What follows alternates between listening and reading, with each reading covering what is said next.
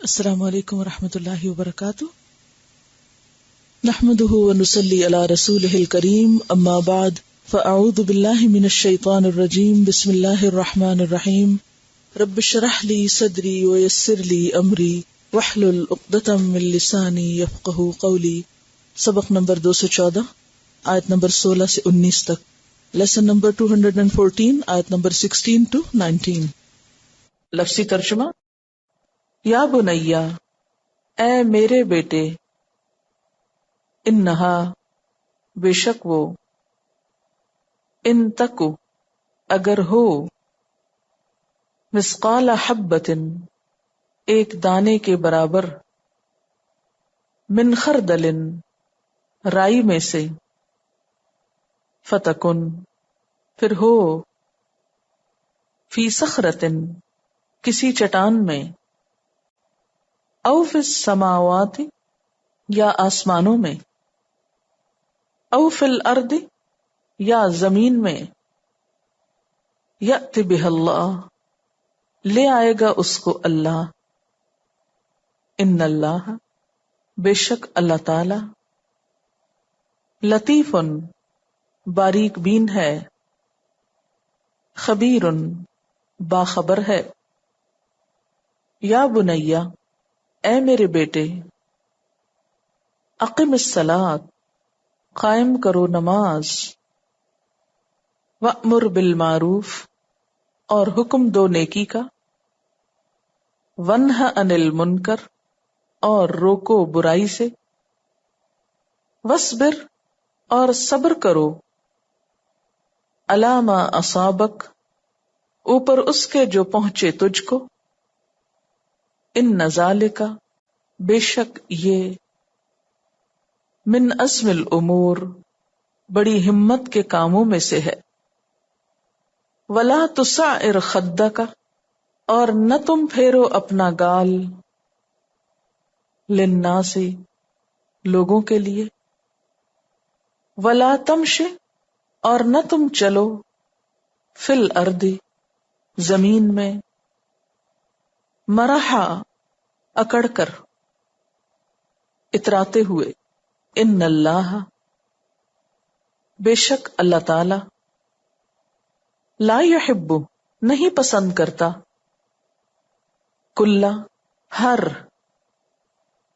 مختال، خود پسند، فخور، فخر جتانے والے کو، وقصد، اور اعتدال رکھ، فی مشیک، اپنی چال میں، وغضض، اور پست رکھ، من صوتک، اپنی آواز میں سے، ان، بے شک، انکر الاصوات، سب سے زیادہ ناپسندیدہ آوازوں میں سے، لصوت الحمیر، بنیا، اے میرے بیٹے، لقمان خطاب کر رہے ہیں اپنے بیٹے سے، انداز وہی انتہائی محبت بھرا ہے۔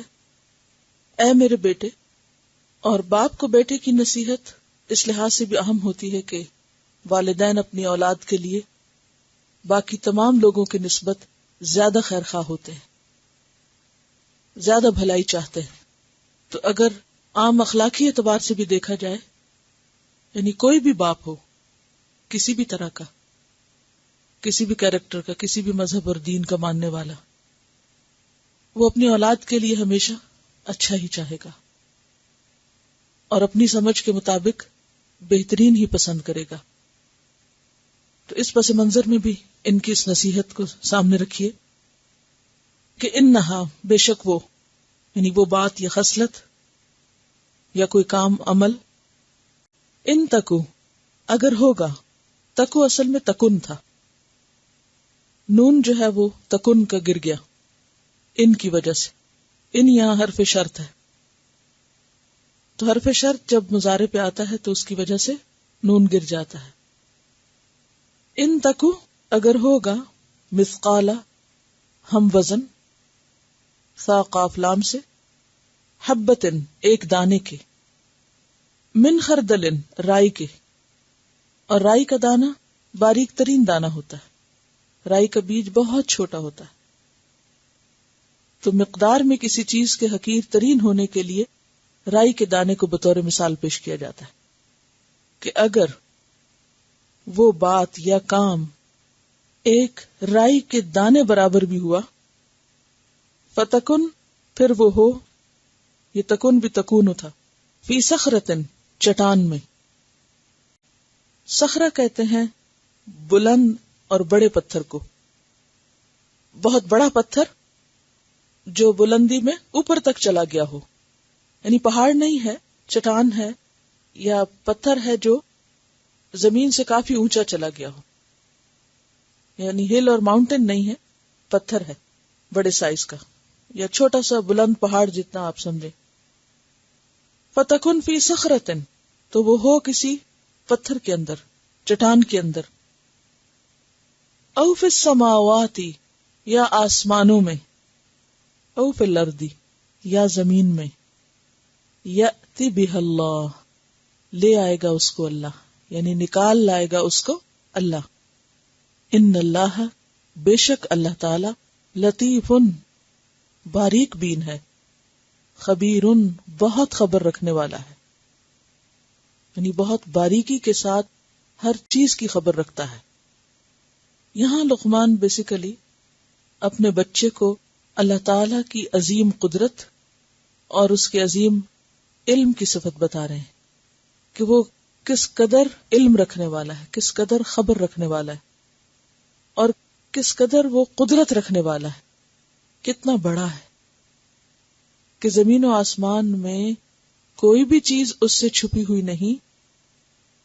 حتیٰ کہ اگر کوئی رائی کے برابر، ریت کے ذرے کے برابر بھی کوئی چیز ہے تو وہ بھی اس کے سامنے ہے.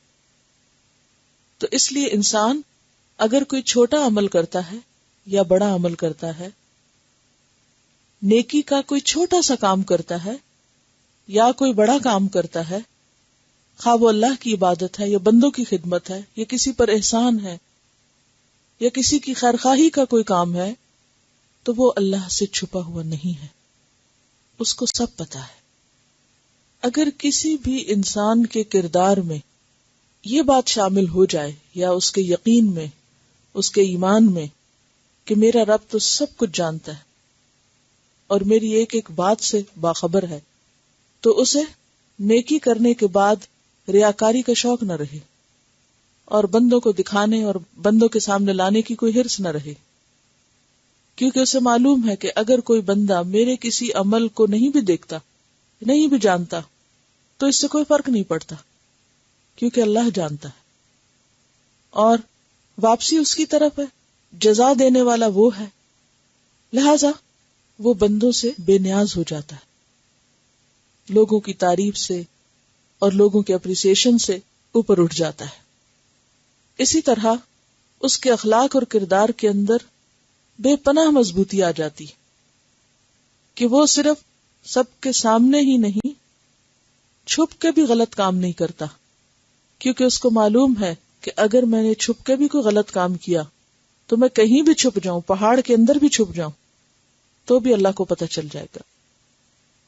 سورۃ الزلزال میں اس بات کو کچھ یوں فرمایا گیا، فَمَن يَعْمَلْ مِثْقَالَ ذَرَّةٍ خَيْرًا يَرَهُ وَمَن يَعْمَلْ مِثْقَالَ ذَرَّةٍ شَرًّا يَرَهُ، کہ انسان اگر ذرے برابر بھی اچھا کام کرے گا تو اس کو دیکھ لے گا. دنیا میں اگر کسی نے نہیں دیکھا تو اللہ دیکھتا ہے، اور قیامت کے دن کرنے والے کو بھی دکھا دیا جائے گا کہ یہ تم نے کیا تھا. وہ انتہائی قدردان ہے، چھوٹی سی نیکی بھی ضائع نہیں کرتا. اور اسی طرح دنیا میں اگر کوئی چھپ کے غلط کام کرتا ہے اور وہ سمجھتا ہے کہ اس نے لوگوں کو دھوکہ دیا اور کوئی دیکھنے والا نہیں، جاننے والا نہیں، قیامت کے دن سامنے لا کے رکھ دیا جائے گا اور اس وقت انسان انکار نہ کر سکے گا. اور پھر یہ بھی ہے کہ یہ تمام اعمال اچھے ہوں یا برے تولے بھی جائیں گے، ان کا بھی وزن ہوگا. مسند احمد کی ایک حدیث میں آتا ہے، اگر تم میں سے کوئی شخص بے سوراخ کے پتھر میں بھی عمل کرے گا. بے سوراخ کا پتھر کیسا ہوگا ذرا سوچئے. کبھی آپ کسی کیو میں گئے ہوں، اس کو یاد کیجئے. کبھی آپ لفٹ میں کہیں گئے ہوں تو آپ نے دیکھا ہوگا کہ جب لفٹ بند ہوتی ہے تو پھر کیا ہوتا ہے، ایک طرح سے مکمل طور پر بلاک ہو جاتا ہے نا، یعنی ایک سوراخ بھی نہیں اس میں سے رہتا جو باہر کی دنیا سے انسان کا رابطہ رکھے. کبھی لفٹ آپ کی 2 فلورز کے بیچ میں رکی ہو اور دروازہ کھل گیا ہو، کہ ایسا منظر یاد ہو کریں اپنے، تو اس وقت انسان کہاں ہوتا ہے؟ بے سوراخ کے پتھر میں، چاروں طرف ایک پتھر کی دیوار ہے اور بیچ میں. اس جگہ اگر انسان اپنے منہ سے کوئی کلمہ نکالتا ہے یا کسی کے ساتھ کوئی زیادتی کرتا ہے یا اللہ کا ذکر کرتا ہے، تو فرمایا کہ اگر تم میں سے کوئی شخص بے سوراخ کے پتھر میں بھی عمل کرے گا جس کا نہ کوئی دروازہ ہو نہ کھڑکی ہو، اللہ تعالیٰ اسے بھی لوگوں پر ظاہر کر دے گا. یعنی اگر اللہ یہ چاہے کہ اس بندے کی یہ نیکی یا یہ برائی اور یہ خرابی بندوں پہ کھول دوں تو وہ اس کو بھی کھول دے گا. وہ ایسے ذریعے اور ایسے طریقے جانتا ہے کہ انسان چھپ کر بھی چھپ نہیں سکتا. اور یہ بات آج کے دور میں سمجھنا کچھ زیادہ مشکل نہیں رہا کہ جب سیٹلائٹس کے ذریعے پوری دنیا آپ گھوم سکتے ہیں. آپ گوگل ارتھ پہ چلے جائیے اور ملک گھومیے، اور نہ صرف یہ کہ گھومیے بلکہ آپ سب سٹریٹس اور سٹریٹس میں سے گھروں کے نام نمبر تک نکال کے وہاں پہنچ جائیے. اور یہ ایکسس ایسا نہیں کہ کوئی صرف خاص لوگوں تک محدود ہے، آپ میں سے کوئی بھی اٹھ کے یہ کر سکتا ہے. یعنی عام انسان کے بھی بس میں ہو گیا ہے یہ. اور اس سے بھی زیادہ ایسے آلات موجود ہیں کہ جس سے گھروں کے اندر چھپ کر کام کرنے والوں کی باتیں اور ان کے ایکشنز اور ان کے سارے موومنٹس جو ہیں وہ ریکارڈ ہو رہے ہیں. اگر انسان یہ کر سکتے ہیں تو خالق کیوں نہیں کر سکتا؟ وہ تو سب کچھ کر سکتا ہے. لیکن یہ چھوٹی چھوٹی گواہیاں ہیں ہمارے آس پاس جو ہم دیکھتے سنتے رہتے ہیں. ہمارے جسم کے اندر ہماری ہڈیاں، ایکس ریز نے ایک ایک چیز کو ایکسپوز کر دیا. پھر الٹرا ساؤنڈ کے ذریعے ماں کے پیٹ میں کیا ہے، بہت کچھ بیماریوں تک کا پتہ چلا لیا جاتا ہے. تو اگر انسان نے ایسی مشینیں بنا لی ہیں اور پردوں کے پیچھے جھانک کے دیکھ سکتا ہے، اسکین کر سکتا ہے، ایکس رے لے سکتا ہے، سیٹلائٹ سے دیکھ سکتا ہے، سن سکتا ہے دور پار کے فاصلوں سے، تو اللہ کے لیے کیا مشکل ہے؟ اب دیکھیے کہ جب ہمیں یہ احساس ہوتا ہے کہ ہم انڈر سرویلنس ہیں تو ہم کتنے محتاط ہو جاتے ہیں. مثلاً آپ ٹریفک میں جا رہے ہیں، آپ کی گاڑی کیمرے کی زد میں ہے، تو آپ کی ڈرائیونگ کیسی ہو جائے گی؟ بہت ہی محتاط. اور اگر ساتھ ہی پولیس کی کوئی گاڑی گزر رہی ہے تو اور بھی زیادہ محتاط، کیونکہ وہ مشاہدہ بھی ہو گیا. یعنی بغیر مشاہدے کے بھی آپ کو اگر احساس ہو جائے کہ کوئی آپ کی حرکت کو نوٹ کر رہا ہے تو آپ بہت کانشیس ہو جاتے ہیں. کہاں یہ کہ کوئی سامنے آ کے دیکھنے لگ جائے. تو احسان کا درجہ تو یہی ہوتا ہے کہ اللہ کو انسان اپنے سامنے پائے، وہ تنہائی میں کھڑا ہو تو بھی سامنے پائے. تو کوئی عمل انسان کا درست ہو نہیں سکتا جب تک کہ وہ خالصتاً اللہ کے لیے نہ ہو، اور اللہ کے موجود ہونے، حاضر ہونے، صاحب علم ہونے کا اس کو اتنا یقین ہو، اتنا پکا کہ جیسے اس کو اپنے آنکھ سے دیکھی ہوئی کسی چیز کا یقین ہوتا ہے. تو اسی لیے فرمایا یا بنی انہا ان تک مثقال حبۃ من خردل فتکن فی صخرۃ او فی السماوات او فی الارض یأتی بها اللہ ان اللہ لطیف خبیر. اور آپ دیکھیے کہ ہر انسان کو اپنی عزت کتنی پیاری ہوتی ہے، ہمیں اپنی پرائیویسی کتنی عزیز ہوتی ہے. کسی کو کیا حق، کسی کو کیا اختیار کہ کوئی ہماری پرائیویٹ لائف میں مداخلت کرے. ہر شخص اس بارے میں بہت کانشیس ہوتا ہے. لیکن ہم کیوں بھول جاتے ہیں کہ اللہ سے ہمارا کچھ بھی چھپا ہوا نہیں. اگر ہم اپنے بچوں کی تربیت میں یہ عنصر شامل کر دیں تو پھر 24 گھنٹے کی نگرانی کی ضرورت نہیں ہوتی. ہم میں سے کتنے ماں باپ ہیں جنہوں نے اپنے بچوں کے ساتھ یہ آیت شیئر کی ہو، ہم نے بھی اپنے بچوں کی تربیت اس بنیاد پہ کی ہو. ہم انہیں اپنے سے تو ڈراتے رہتے ہیں آنکھیں نکال کے، یا ابا سے تو ڈراتے رہتے ہیں، یا اس کے بعد برادری خاندان سے ڈراتے ہیں، یا لوگوں سے ڈراتے ہیں، یا مذہبی رہنماؤں سے ڈراتے ہیں، یا عزت بیزتی کے معیار دنیا کی نظر میں تو قائم کرتے ہیں. لیکن ہم میں سے کتنے ہیں جنہوں نے اپنی اولادوں کو اللہ سے ڈرایا ہو کہ تم ہم سے چھپ کر انٹرنیٹ پہ بیٹھ کے چیٹ کر سکتے ہو، کسی گوشے میں چھپ کے، کسی باہر نکل کے تم غلط حرکتیں کر سکتے ہو، لیکن اللہ سے کیسے چھپو گے؟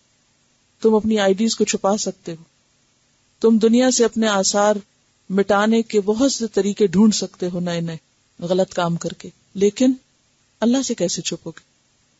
اور جب تک کسی کے اندر اللہ کا ڈر نہ ہو، حقیقی معنوں میں تقوی پیدا ہی نہیں ہو سکتا. اور اگر تقوی پیدا نہ ہو تو پھر انسان کو اس کتاب سے اور حق سے اور ہدایت سے صحیح رہنمائی بھی نہیں ملتی، کیونکہ پھر انسان وہ سچائی کو فیس نہیں کر سکتا نا، قبول ہی نہیں کر سکتا، اس کے اندر وہ جرأت ہی پیدا نہیں ہوتی. تو یہ ہے حکمت کا راز. حکمت کا راز کیا ہے؟ لقمان کو جو حکمت ملی تھی وہ کیا تھی؟ حکمت کا راز ہے اللہ کا خوف. دوسرے لفظوں میں اس آیت میں کیا پتہ چلتا ہے کہ لقمان اپنے بیٹے کے دل میں خوف خدا پیدا کر رہا ہے. اور خوف خدا ہی ایسی چیز ہے کہ جو انسان کو ظاہر میں، باطن میں، حتیٰ کہ اپنے خیالات، احساسات، خواہشات، جذبات، ہر چیز پر چیک رکھنا سکھاتا ہے. وہ انسان کو یہ سکھاتا ہے کہ وہ کہاں غلط ہے، وہ کیا غلطی کر رہا ہے. ذرا سا بھی اندر کا بیلنس بگڑتا ہے تو فوراً الارم بجنے لگتے ہیں. اور جب تک انسان خود اپنا نگران نہ بنے، اپنا نگران، تو کوئی کسی کی نگرانی کر ہی نہیں سکتا. ہم لوگوں کے سامنے کتنے اچھے عمل کر سکتے ہیں، ہماری زندگی کا ایک بڑا حصہ لوگوں سے ہٹ کے گزرتا ہے، جس میں نہ ہم ماں باپ کے سامنے ہوتے ہیں، نہ خاندان برادری کے سامنے ہوتے ہیں، نہ کسی اور کے سامنے، ہم صرف تنہا ہوتے ہیں.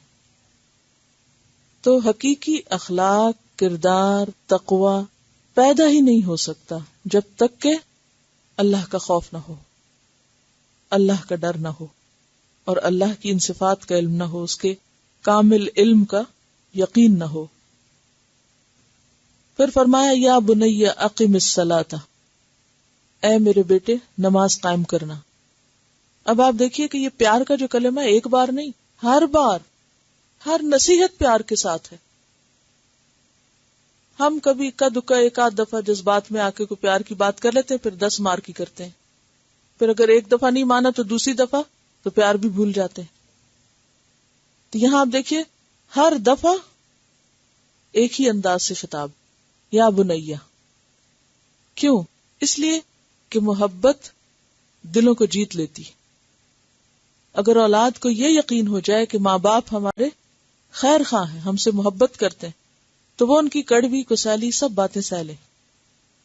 جب اولاد اور ماں باپ کے درمیان ٹرسٹ نہیں ہوتا، اعتماد کا رشتہ نہیں ہوتا، اور بچوں کو یہ احساس ہوتا کہ ماں باپ دشمن ہیں ہمارے، تو پھر ان کی بات بھی نہ سنتے ہیں، نہ ان پہ اثر کرتی. یا بنی اقم الصلاۃ، اے میرے بچے نماز قائم کرنا. اور یہاں پر آپ دیکھیے کہ سنگولر کا صیغہ ہے، اقم، تم ایک قائم کرو. تو اس سے کیا پتہ چلتا ہے کہ بچوں کی تربیت 1-to-1 بیس پر، 1-to-1 بیس پر. بہت سی چیزیں آپ اکٹھے بیٹھ کے بھی بات کرتے ہیں، لیکن ہر بچے کا اپنا ایک الگ مزاج ہوتا ہے، اور ہر ایک کے لیے الگ نسخہ کام کرتا ہے، اور ہر ایک کے ساتھ الگ الگ انڈیویجول اٹینشن بھی چاہیے ہوتی. یا بنی اقم الصلاۃ وامر بالمعروف، اور نیکی کا حکم دو، ونہی عن المنکر، اور برائی سے روکو، واصبر علی ما اصابک، اور صبر کرو اس پر جو تمہیں پہنچے. یہاں پہلے تو حقوق اللہ میں سے سب سے اہم چیز نماز کی بات ہے، اور اس کے بعد صرف اپنی ذات کی فکر نہیں بلکہ دوسروں کی بھی فکر کرنا، اچھی باتیں دوسروں سے بھی شیئر کرنا، دوسروں کو بھی بتانا، کیونکہ وہ انسان خود بھی اچھائی پہ قائم نہیں رہ سکتا جو دوسروں کی فکر نہ کرے. جب آپ کسی کو بتاتے ہیں تو اس کے ساتھ ایک تعلق پیدا ہوتا ہے، پھر آپ اس کو سنبھالتے ہیں، وہ آپ کو سنبھالتا ہے، آپ ایک دوسرے کی سپورٹ بن جاتے ہیں. تو وَأْمُرْ بِالْمَعْرُوفِ، نیکی کا حکم دیتے رہنا، وَانْهَ عَنِ الْمُنْكَرِ، اور صرف امر بالمعروف نہیں، نہی عن المنکر بھی کرنا، برائیوں سے بھی روکنا. اس ساری نصیحت میں ایک چیز آپ کو خاص طور پر نظر آئے گی کہ لقمان اپنے بیٹے کا کانشیس جگا رہا ہے، وہ اس کی سوچ کو ڈیولپ کر رہا ہے، اس کی تھنکنگ کو مضبوط کر رہا ہے کہ وہ خود سوچے، اس کا ضمیر جاگے، اس کا کانشیس کام کرے. کیونکہ نماز تو انسان بے سوچے سمجھے بھی پڑھ سکتا ہے، لیکن امر بالمعروف اور نہی عن المنکر صرف وہ کر سکتا ہے جس کا ضمیر جاگتا ہو. مردہ دل لوگ، بے حس لوگ، بے ضمیر لوگ یہ کام نہیں کر سکتے، کیونکہ وہ اپنی ذات کے علاوہ دوسروں کی طرف سے بھی بے خبر ہے. انہیں اس کی کوئی پرواہ نہیں کہ ان کے آس پاس کون کیا کرتا ہے. کوئی اچھا کرے تو بھی فکر نہیں، کوئی برا کرے تب بھی پرواہ نہیں، صرف اپنے لیے جیتے ہیں. کبھی خیال آ جائے تو ہم جہنم سے بچ جائیں، ہم جنت میں چلے جائیں، دوسروں کی فکر نہیں. تو بات یہ ہے کہ انسان خود کو کتنا بھی صاف کرتا رہے، اگر اس کا ماحول صاف نہیں ہے، مثلاً آپ نہا دھو کے بیٹھے لیکن گھر گندا ہے تو کیا ہوگا؟ اڑ اڑ کے گندگی واپس آپ پہ ہی آ پڑے گی. تو اسی طرح اگر آپ کے بچے خود نیک ہیں، آپ ان کو گھر میں تربیت دے رہے ہیں اور دے کے باہر بھیج رہے ہیں، لیکن ان کو اگر یہ تربیت ساتھ نہیں دے رہے کہ جاگتے رہنا اور ہوش سے رہنا اور ہوش سے چلنا، اور جہاں ضرورت محسوس کرو اچھائی شیئر کرنا، دوسروں تک بھی لے جانا، اور جہاں برائی دیکھو اس کو روکنا، تو جب تک یہ احساس پیدا نہیں ہوتا آپ کی تربیت بھی کام نہیں کرے گی. اور پھر آپ دیکھیے کہ اقیم الصلاۃ ذاتی زندگی سے متعلق ہے اور امر بالمعروف اجتماعی زندگی سے متعلق. ایک طرح سے سیوک سینس کو اجاگر کیا جا رہا ہے کہ معاشرے کے اندر رہنے کا طریقہ کیا ہوتا ہے. کسی بھی سوسائٹی میں، کسی بھی معاشرے میں آنکھیں بند کر کے آپ نہیں رہ سکتے، آپ خود غرض بن کے نہیں رہ سکتے کہ آپ صرف اپنی ذات کی فکر میں جئیں اور آپ کو ہوش نہ ہو کہ آس پاس کیا ہو رہا ہے. وَأْمُرْ بِالْمَعْرُوفِ وَانْهَ عَنِ الْمُنْكَرِ. اور چونکہ یہ کام اتنا آسان نہیں، بہت ہی احتیاط کا تقاضا کرتا ہے اور بہت ہی محنت کا. دین پہ خود عمل کرنا جو ہے وہ پھر آسان ہوتا ہے، اس میں انسان کو اپنے نفس کے خلاف جانا پڑتا ہے. بس آپ کو نیند آ رہی ہے اور نماز کا وقت ہو گیا، آپ کو بھوک لگی ہے اور نماز کا وقت ہو گیا، تو اب آپ کیا کرتے ہیں؟ آپ نیند کنٹرول کرتے ہیں. بعض اوقات نماز کا وقت ہے، اگرچہ اجازت ہے کہ کھانا کھا لے انسان، لیکن بعض اوقات اگر وہ کھانے پینے میں لگ جائے تو نماز جانے کا بھی اندیشہ ہوتا ہے، تو انسان باقی سب چیزوں کو کٹ ڈاؤن کر کے اپنی فریضے کو ادا کرتا ہے پہلے. تو یہ نفس کے خلاف جانا ہوتا ہے نا. ذاتی عبادات ساری ایسی ہوتی ہیں، اس میں نفس کے خلاف جاتا ہے انسان. لیکن امر بالمعروف اور نہی عن المنکر، اس میں اپنے نفس کے خلاف جانے سے زیادہ یہ کام صبر کا تقاضا کرتا ہے. امر بالمعروف اور نہی عن المنکر کا کام صبر مانگتا ہے. آپ جب کسی کو کچھ بتاتے ہیں تو اس کا نتیجہ کیا ہوتا ہے؟ کوئی قبول کرتا ہے، کوئی نہیں کرتا. کوئی آگے بڑھ کے آپ کی مخالفت شروع کر دیتا ہے، کوئی آپ کو پریشان کرنے لگتا ہے، اذیت دینے لگتا ہے. اور پھر بھی آپ کو کیا حکم ہے کہ سامنے والا کچھ بھی کہے، آپ کو وہ کرنا ہی کرنا ہے جو آپ کو کرنا ہے. تو اب یہ استقامت صبر کے بغیر نہیں آ سکتی. صبر جو ہے مخالفت کے جواب میں بھی، اور صبر جو ہے خود کو سنبھالنا بھی. وَاصْبِرْ عَلَىٰ مَا أَصَابَكَ، کہ جو بھی اندر باہر سے مشکلات آئیں ان کو برداشت کرتے ہوئے جمے رہنا، اور دوسروں کی طرف سے خاص طور پر آنے والی تکلیفوں کو یک طرفہ طور پہ برداشت کرنا، اسے صبر کہتے ہیں. آپ بعض اوقات دوسرے کو نہیں سمجھا سکتے، آپ کو خود سمجھنا پڑتا ہے. دوسرے کو تبدیل نہیں کر سکتے، تو اس موقع پر آپ کو اپنے آپ کو حق پہ جمانے کے لیے خود صبر کرنا پڑتا ہے. وَاصْبِرْ عَلَىٰ مَا أَصَابَكَ إِنَّ ذَلِكَ، بے شک یہ کیا اقامت صلاۃ، امر بالمعروف اور نہی عن المنکر، من عزم الامور، ہمت کے کاموں میں سے، حوصلہ مندی کے کام ہے. عزم کہتے ہیں کسی کام کو قطعی اور حتمی طور پہ کرنے کا ارادہ کرنا، کہ کرنا ہی کرنا ہے، utmost determination، کہ کر کے ہی چھوڑنا. بہت سے لوگ نیکی اور تقوی کے نام پر نماز روزے کا اہتمام تو کر لیتے ہیں، لیکن جب سوسائٹی کے اندر یا لوگوں کے اندر خیر کو عام کرنے کی بات آتی ہے تو withdraw کر لیتے ہیں، کیونکہ وہ نہ گھر والوں کی، نہ اپنی، نہ دوسروں کسی کی مخالفت نہیں سہ سکتے، نہ ہی وہ مشکلات برداشت کر سکتے. تو یہ کام صرف وہ کرتا ہے، یعنی خاص طور پر امر بالمعروف اور نہی عن المنکر کا کام، اور پھر اس پر صبر کرنے کا کام وہ کر سکتا ہے جو کرنے کا ارادہ رکھتا، قطعی ارادہ ہو جس کے اندر. عزم الامور جس نے ٹھان لی ہو کہ ہر حال میں کرنا ہے، ہر حال میں.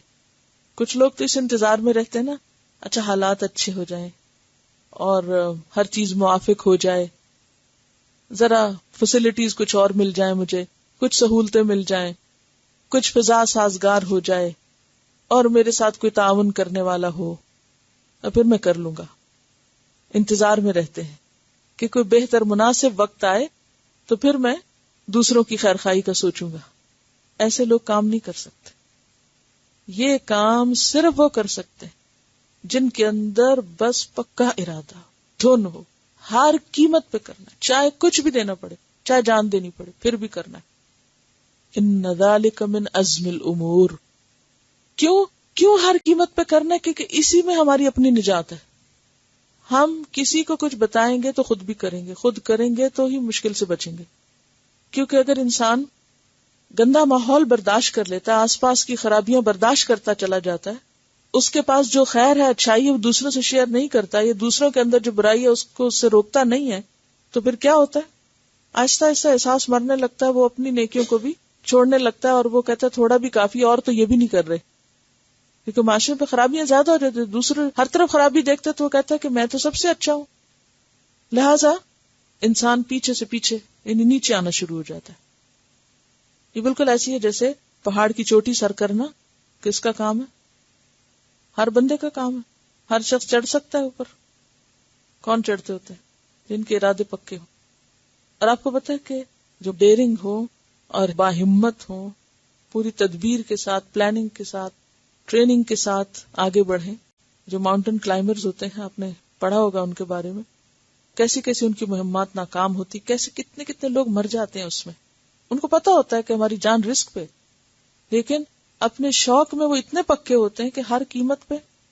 میں کبھی سوچتی ہوں، جو بھی میں نے کبھی پڑھا یا دیکھا تو مجھے کبھی سمجھ نہیں آتی انہوں نے وہاں جا کے کرنا کیا ہے.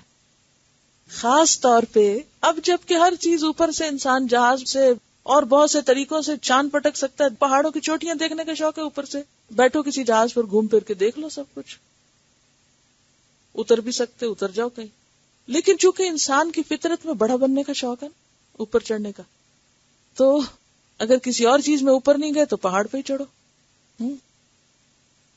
اس قدر جان جوکھوں میں ڈال کے چڑھتے ہیں تو کبھی سمجھ نہیں آتی کہ اتنا کس بات کا شوق، یعنی آخر حاصل کیا ہوگا. ہر کام کو کوئی مقصد ہونا چاہیے نا جی. نام پیدا کرنے کے لیے، جھنڈا لگانے کے لیے، یعنی کوئی بھی ان کے شوق ہو سکتے ہیں، لیکن انوکھا ہی شوق ہے نا.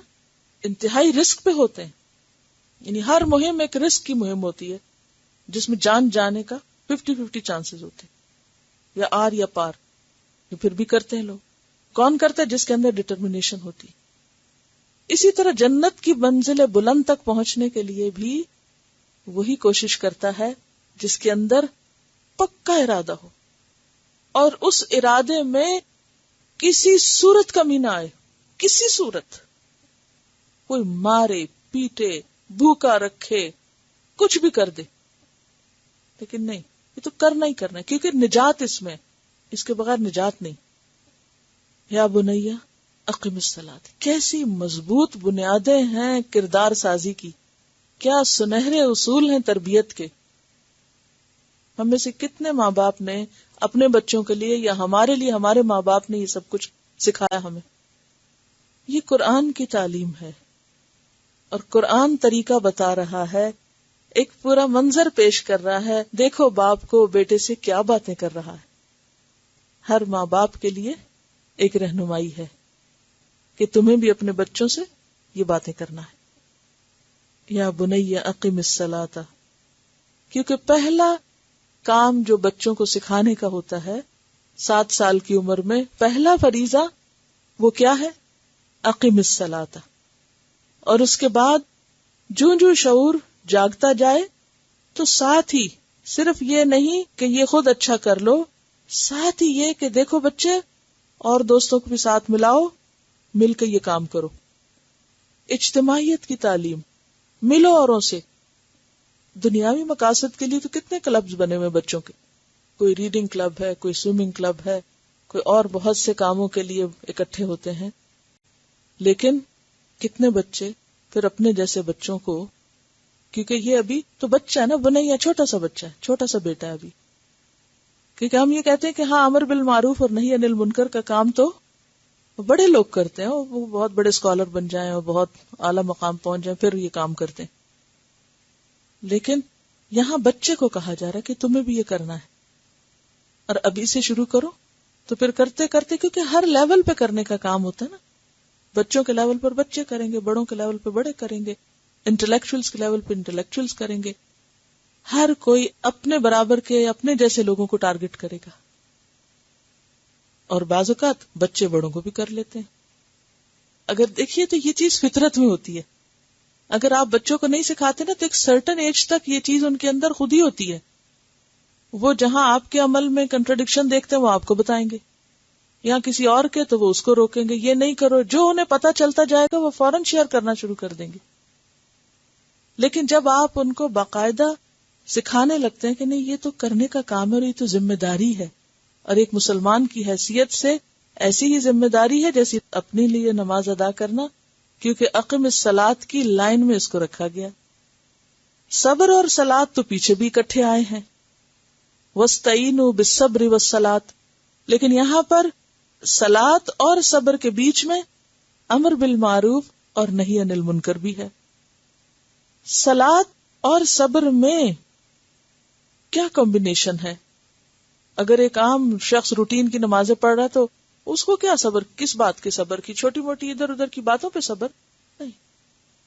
اصل صبر کا مقام اس وقت آتا ہے جب انسان کوئی اچھا کام کرنے لگتا ہے اور اس اچھے کام پہ بھی لوگ آپ کا حوصلہ توڑنے لگتے ہیں کہ آپ کیا کر رہے ہیں، آپ تو کچھ بھی نہیں کر رہے. کتنے ہی لوگ ایسے ہیں کہ جو یہ کام کرتے ہیں تو ان کا ہی سارا کانفیڈنس ختم کر دیا جاتا ہے کہ جو تم کر رہے ہو وہ غلط ہے. ایسے میں اگر بچپن سے یہ باتیں مزاج کا، تربیت کا حصہ بنا دی جائیں تو بڑے ہو کر پھر انسان ایک باشعور انسان بنتا ہے جس کو ماحول کی، آس پاس کی خرابیاں نظر آتی ہیں. یہ آنکھیں کھولنے والا سبق ہے کہ آنکھیں کھول کے جیو. چلیے اس کی تلاوت سنیے، پھر اس پہ اگر آپ کچھ کہیں. بہادری کے بغیر نہیں ہو سکتا، یعنی بیسیکلی اگر دیکھا جائے تو جو جوہر ہے وہ بہادری ہے. عربوں کے ہاں اسلام سے پہلے بھی جو کسی انسان کے نوبل ہونے کے یا کریم ہونے کے جو معیار تھے اس میں خاص طور پر بہادری اور سخاوت تھی کہ کوئی شخص کتنا گیونگ ہے اور کتنا ڈیرنگ ہے، کتنا جرت مند ہے، کیونکہ بہادری کے بغیر یہ کام ہو نہیں سکتا. اور بیسیکلی یہاں جو نماز کا بھی کہا گیا تو آپ دیکھیے نماز ادا کرنا بھی بہادری کا تقاضا کرتا ہے. چلے ہم عورتیں تو گھر میں پڑھ لیتے ہیں، لیکن اگر بچے باہر نماز پڑھتے ہیں اور پھر نماز وقت کی پابندی کے ساتھ فرض ہے، تو اب اگر 10 سال کا بچہ جس کو نماز پڑھنی ہی پڑھنی ہے، وہ اگر اسکول میں ہے یا کہیں کھیل میں ہے، گیم کے دوران ہے، اور بعض اوقات نمازوں کے اوقات جلدی جلدی آتے ہیں، تو اس میں اس کا اپنی نماز کا اہتمام کرنا اور اس کے لیے جگہ بنانا اور اس کے لیے آگے بڑھنا یہ بہادری کا ہی تقاضا کرتا ہے. اس کے لیے کانفیڈنس کی ضرورت ہے. اور پھر ایک یہ نماز جو کانفیڈنس پیدا بھی کرے گی. جب آپ اللہ کے بندے بن کے رہتے تو یہ خوف دور کرنے میں بھی مددگار ہوتی ہے. اور اسی طرح پھر امر بالمعروف اور نہی عن المنکر، اگر اور نہیں تو کم از کم اپنے جیسے بچوں کو کہ جو خود کو مسلمان کہتے ہیں ان کو بھی آگے بڑھ کے اس کام میں شریک کرنا. تب دیکھیں کہ جب یہ سینس جاگ جاتی، یہ شعور جاگ جاتا ہے بچوں کے اندر اور وہ اوروں کو بھی ساتھ اکٹھا کرنے لگتے ہیں، سمیٹنے لگتے ہیں، تو خود بخود اجتماعیت قائم ہو جاتی ہے. اور بعض اوقات ایک انسان کے عمل سے بہت سے لوگوں کے لیے عمل کا راستہ آسان ہو جاتا ہے، کیونکہ بہترین امر بالمعروف عمل سے شروع ہوتا ہے. What I find really interesting is کہ وہ اپنے بچے سے کتنی سیریس اور سچی باتیں کر رہے ہیں. کہ ہم لوگ یہ سوچتے تھے کہ بچے ہیں، ان کو سمجھ نہیں آئے گی، یا اتنا انوے رکھا ہوئے اپنے بچوں کو اللہ تعالیٰ کے بارے میں، نماز کے بارے میں، کہ جب وہ بڑے ہوتے ہیں تو ان کو کوئی کانسیپٹ نہیں ہوتا. تو اس طرح سے میں دیکھتی ہوں کہ بڑے بچے جب غلط کام کرتے ہیں، 9-10 سال کے بچے نماز کا مذاق کر رہے ہیں یا قرآن کا کر رہے ہیں، یا they're not serious about things, then you wonder why is this so, کہ ان کو اللہ تعالیٰ کا پتہ نہیں ہے. This is just because کہ ان لوگوں کو بچپن میں اللہ تعالیٰ کے بارے میں بتایا ہی نہیں گیا. They're not introduced to who Allah Ta'ala is. Rather they're introduced to cartoon characters or wrestlers or like sportsmen and اس طرح کی چیزیں، تو پھر بڑے ہو کر دے کانٹ انڈرسٹینڈ ریالٹی. اور حالانکہ بچہ ہے یا اب نہیں ہے، چھوٹا سا بچہ، مگر سیریس باتیں، سچی باتیں کی جا رہی ہیں، because every human soul is accountable for his deeds and actions. تو اگر بچپن میں ہی یہ باتیں اگر انگرین نہیں کی جائیں گی تو کب کی جائیں گی؟ اور جب بچے بڑے ہوتے ہیں تو اب کہتے ہیں کہ ان کو سمجھ نہیں اللہ تعالیٰ کے خوف نہیں ہے، سنتے نہیں ہیں. دیٹ جسٹ بیکاز کہ بچوں کو بچپن میں جب وہ ان کا برین بڑھ رہا ہوتا ہے یا ان کی تربیت ہو رہی ہوتی ہے، جو ان کے کانسیپٹس جو ان کے اندر انگرین ہو رہے ہوتے ہیں، ان میں اللہ تعالیٰ is completely absent. The Prophet صلی اللہ علیہ وسلم is nowhere there. کہ کوئی اللہ تعالیٰ کا خوف ہی نہیں، نماز کا کوئی کانسیپٹ ہی نہیں، تو پھر کیوں بڑے ہو کر بچے کچھ بھی کریں گے؟ کل مجھ سے کوئی ذکر کر رہا تھا کہ اس بات پر ریسرچ ہوئی ہے کہ 6 ماہ کا بچہ دنیا کی ہر زبان سیکھ سکتا ہے. یعنی اس کے برین میں ایسے سیلز ہوتے ہیں کہ 6 مہینے سے سال تک اس کو آپ جتنی چاہے لینگویجز سکھا دیں، یعنی آپ اسے سنا دیں، پڑھا دیں، سکھا دیں، تو وہ اس کے اندر وہ برین کے جو نیورونز ہیں یا جو بھی اس میں وہ سما جائے گا، اور پھر بڑے ہو کر اس انفارمیشن کو وہ دوبارہ ریٹریو کر سکتا ہے. لیکن ہم کیا سوچتے ہیں؟ یہ بچے پہ ظلم ہے. ہم جو محبت بھی دیتے ہیں بچوں سے، وہ الٹا ان کے لیے ظلم ہوتی ہے کہ ہم ان کے نفس اتنے موٹے کرتے رہتے ہیں، ان کو صرف لاڈ ہی لاڈ کرتے ہیں. چلے کسی وقت پیار سے توتلا بھی بول لیا تو خیر ہے، لیکن ایک روٹین نہیں بنا لینی چاہیے کہ ہر وقت توتلا ہی بولیں، ہر وقت بالکل بچگانہ باتیں کریں، اور کبھی ان کے سامنے یا ان سے کوئی سنجیدہ بات نہ کرے. تو انسان ایک عجیب مخلوق ہے اللہ تعالیٰ کی. اس کے اندر اللہ نے اتنی صلاحیت رکھی ہے کہ آپ اس کو جتنا دیتے جاؤ وہ لیتا جائے گا. یہاں تک کہ پوری زندگی بھی انسان اپنے دماغ کا 2% حصہ نہیں استعمال کرتا، کیونکہ چھیڑتے ہی نہیں، تکلیف ہی نہیں اٹھاتے، کام کرنا ہی نہیں چاہتے، دینا ہی نہیں چاہتے. جب کوئی کرے بھی تو سب کیا کہتے ہیں؟ ہائے ہائے چھوٹا ہے، ابھی سے ہی پڑھنا چاہیے. تو ساری زندگی بیچارے نے پڑھنا ہے، ابھی سے یہ پڑھے گا، ابھی سے یہ کرے گا. حالانکہ اگر اس کے اندر صلاحیت ہے تو کوئی حرج نہیں ہے. جو کام اس نے 10 سال بعد شروع کرنا ہے، اگر وہ زندگی کے پہلے سال شروع کر لے تو کتنی عمر بچ جائے گی، کتنا وقت بچ جائے گا، اور کتنے بہتر کام آگے کر سکتا ہے. پھر آپ دیکھیے کہ خاص طور پر افسوس کے ساتھ کہنا پڑتا ہے کہ مسلمانوں کے اندر یہ مزاج زیادہ ہے. باقی لوگ پھر ان باتوں پر ریسرچ کر کے، سوچ کے، مزید محنت اور کوشش کر کے، دنیا جن کے سامنے ہے وہ ماں کے پیٹ سے کوشش کر رہے ہیں کہ بچے کچھ سیکھ جائیں، اور ہمارے 10 سال کے ہو جاتے تو ہم کہتے ہیں چھوڑو بچہ ہی ہے نا، ابھی کیا ظلم ڈھانا ہے اس پر. پھر آپ دیکھیے کہ مجھے جس نے بھی بتایا انہوں نے یہ سمجھایا مجھے کہ جس طرح ماں کے پیٹ کے اندر جیسے کچھ سیلز مر جاتے ہیں اور انگلیاں پھر بنتی ہیں، یعنی کہ اور چیزیں نہیں بنتی، تو اسی طرح انسان کے جسم کے اندر بھی مسلسل چینجز آتی رہتی ہیں. اس کے برین کے اندر بھی کچھ سیلز ایک خاص ایج میں بنتے ہیں، پھر وہ ختم ہو جاتے ہیں، پھر اور بنتے ہیں. پھر وہ جب انسان ان سے فائدہ اٹھا لیتا ہے تو کیا ہوتا ہے؟ آپ نے وہ چیز حاصل کر لی، کیونکہ ہر نعمت ساری زندگی نہیں رہتی، نعمتیں آتی ہیں اور جاتی ہیں. آج کا دن آج ملا ہے، آج جو نعمت آپ کو ملی ہے، آج جس موڈ میں آپ، آج جس سوچ میں ہے، وہ آج آپ نے لے لی تو وہ آپ کی ہو گئی چیز. اور اگر آج آپ نے اس کا انکار کر دیا تو کل وہ چلی گئی. یعنی ہر نعمت آ کے آپ کا دروازہ کھٹکھٹاتی ہے، ہر اپرچونٹی آ کے آپ کو ناک کرتی ہے کہ آئی ایم دیر، استعمال کر لو. اور ہم سوئے رہتے ہیں، ہم غافل رہتے ہیں، ہم ادھر ادھر غیر ضروری اور غیر اہم چیزوں میں لگے رہتے ہیں. نتیجہ کیا ہوتا ہے کہ پھر وہ چیز واپس چلی جاتی ہے. پھر ہم وہ بہت عرصے بعد ریگریٹ کرتے ہیں، لو کننا نسمع او نعقل. تو بات یہ ہے کہ ہم اس دھوکے کا شکار ہو جاتے ہیں. بچے ہیں، انہیں کیا سمجھ. یہ بتا رہی ہے کہ ان کے نیبر میں ایک خاتون تھی جو اپنے بچے کو کام پہ لے کے جاتی تھی، اور معلوم کیا تو پتا چلا کہ وہ ماڈلنگ کراتی ہیں اس سے، کہ بچوں کے جو کلوتھز ہوتے ہیں یا ان کے جو مختلف ٹوائز اور ان میں مختلف چیزوں کے ساتھ ان کو رکھ کے تو اس کی تصویریں بنتی ہیں یا اس کے جو کیٹلاگز بنتے ہیں. اب آپ خود سوچیں کہ ایک بچے کو ایک دفعہ بھی کپڑے پہنائے تو بیچارہ تھک جاتا ہے، اور کتنا انریسٹ ہوتا ہوگا اس بچے کے لیے کہ اس کو سونا بھی ہے، اسے کھانا بھی ہے، اور بار بار اس کو کبھی کچھ کھڑا کر رہے ہیں، کبھی لٹا رہے ہیں، کبھی بٹھا رہے ہیں، کہ وہ اپنے لیے نہیں، یعنی دوسروں کے لیے کھلونا بنا ہوا. لیکن دنیا کے لیے ہم سب تکلیفیں اٹھانا چاہتے ہیں.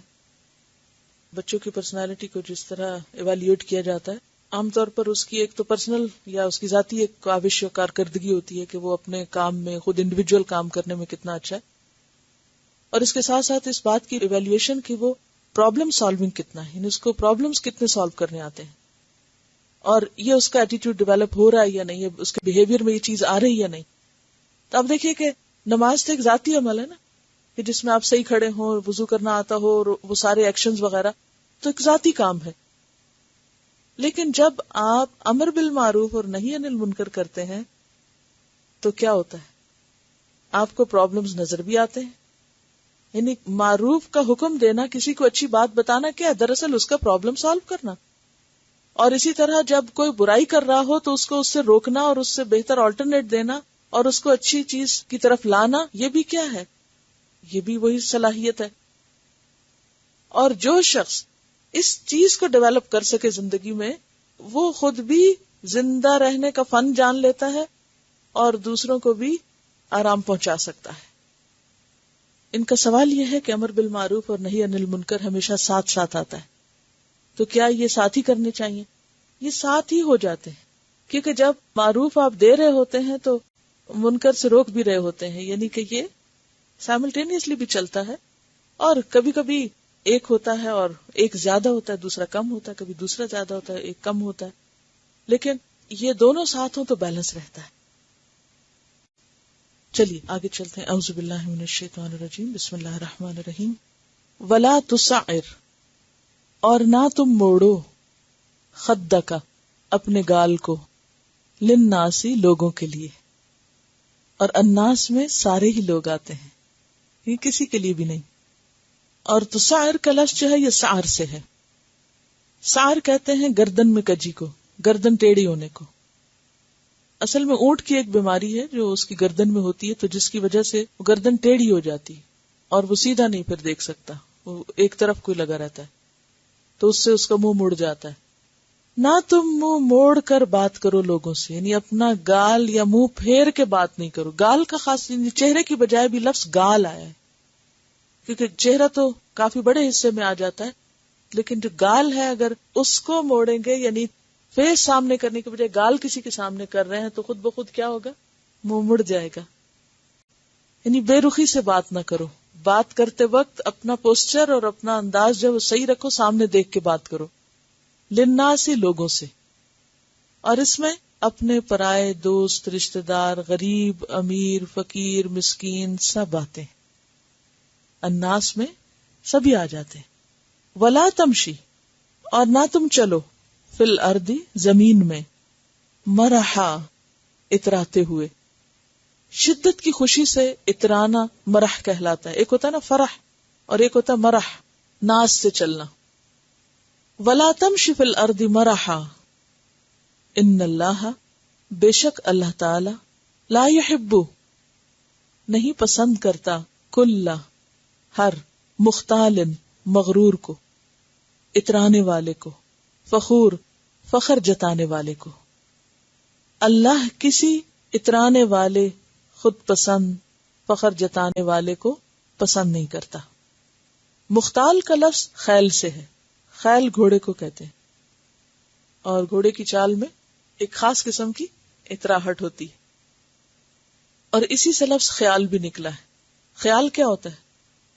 جس کی کوئی باؤنڈریز نہیں ہوتی، اور اصل چیز کے دیکھنے کے بعد جو اس کی صورت دماغ میں رہ جاتی ہے.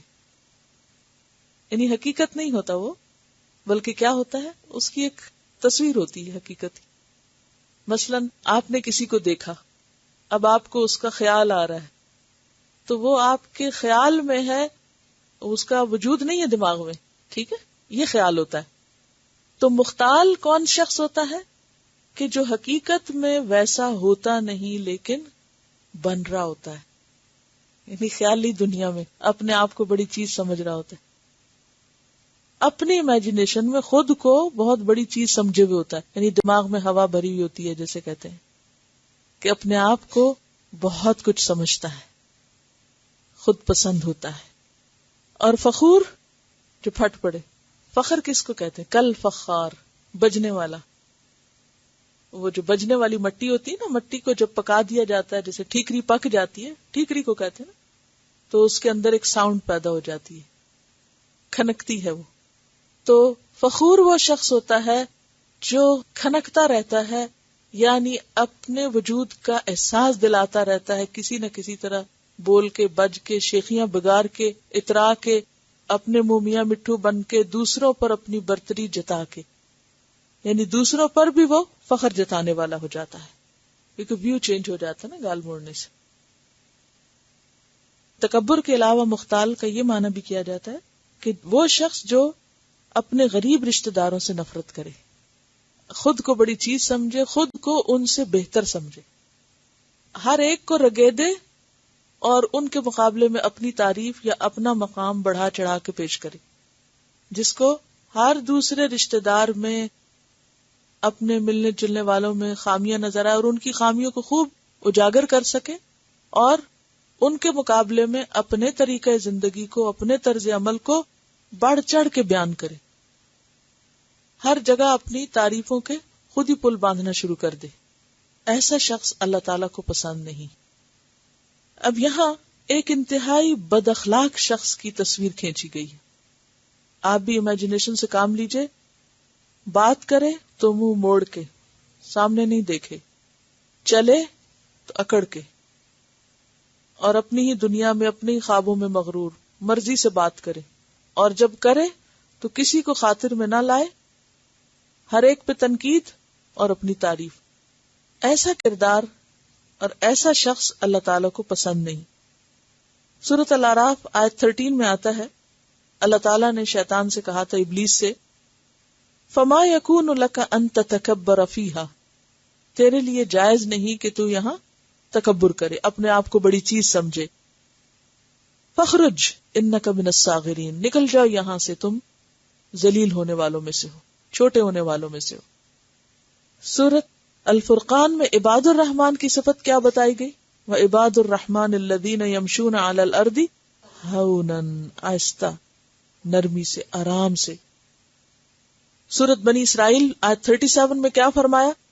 وَلَا تَمْشِ فِي الْأَرْضِ مَرَحًا إِنَّكَ لَن تَخْرِقَ الْأَرْضَ وَلَن تَبْلُغَ الْجِبَالَ طُولًا، زمین میں اترا کے نہ چلو، کیونکہ تم نہ تو زمین کو پھاڑ سکتے ہو، جتنے مرضی پاؤں مارو زمین نہیں پڑتی، اور جتنے چاہے تم ایڑیاں اٹھا کے، اکڑ کے، گردن اٹھا کے چلو، تم پہاڑ کی بلندی کو نہیں پہنچ سکتے۔ تو بات یہ ہے کہ کامیاب وہی ہے جو اپنے آپ کو ان خرابیوں سے پاک کرے، اپنے سے ان منفی باتوں کو نکالے۔ تب آپ دیکھیے کہ لقمان حکیم ایک طرف اپنے بیٹے کے اندر پازیٹو اور عمدہ اور اچھا اخلاق پیدا کر رہے، اور دوسری طرف نیگیٹو اور ناپسندیدہ اور بد اخلاقی کی باتیں اور چیزیں جو ہیں وہ ان سے نکال رہے ہیں، ان کو دور کر رہے ہیں، ان سے نفرت دلا رہے ہیں۔ اور آپ انداز دیکھیے لقمان حکیم کا، وہ یہ نہیں کہتے مجھے اچھا نہیں لگتا کہ تم یہ کرو، لوگ کیا کہیں گے اگر تم ایسا کرو گے، کیا کہتے ہیں؟ ان اللہ لا يحب کل مختال فخور۔ کیا خوبصورت انداز ہے، تربیت کا جو انداز ہے کس قدر عمدہ انداز ہے۔ ان اللہ لا يحب، کیونکہ جب بچے کے دل میں اللہ کی محبت پیدا ہو جائے، اللہ کی عظمت اس کو نظر آنے لگے، تو پھر کیا ہوتا ہے؟ اللہ کی خاطر وہ کچھ بھی چھوڑ سکتا ہے۔ ماں باپ اس کی نظروں میں چھوٹے ہو سکتے ہیں، بہن بھائیوں کی وہ پرواہ نہیں کر سکتا، اور برادری رشتہ داروں کا اس کو کوئی خوف نہیں، لیکن اگر اللہ کا خوف اس کے اندر ہے اور اللہ کو واقعی بڑی چیز سمجھتا ہے، تو بہت سی خراب چیزیں چھڑانے میں یہ ایک بہت کارآمد اور مفید ہتھیار ہو سکتا ہے۔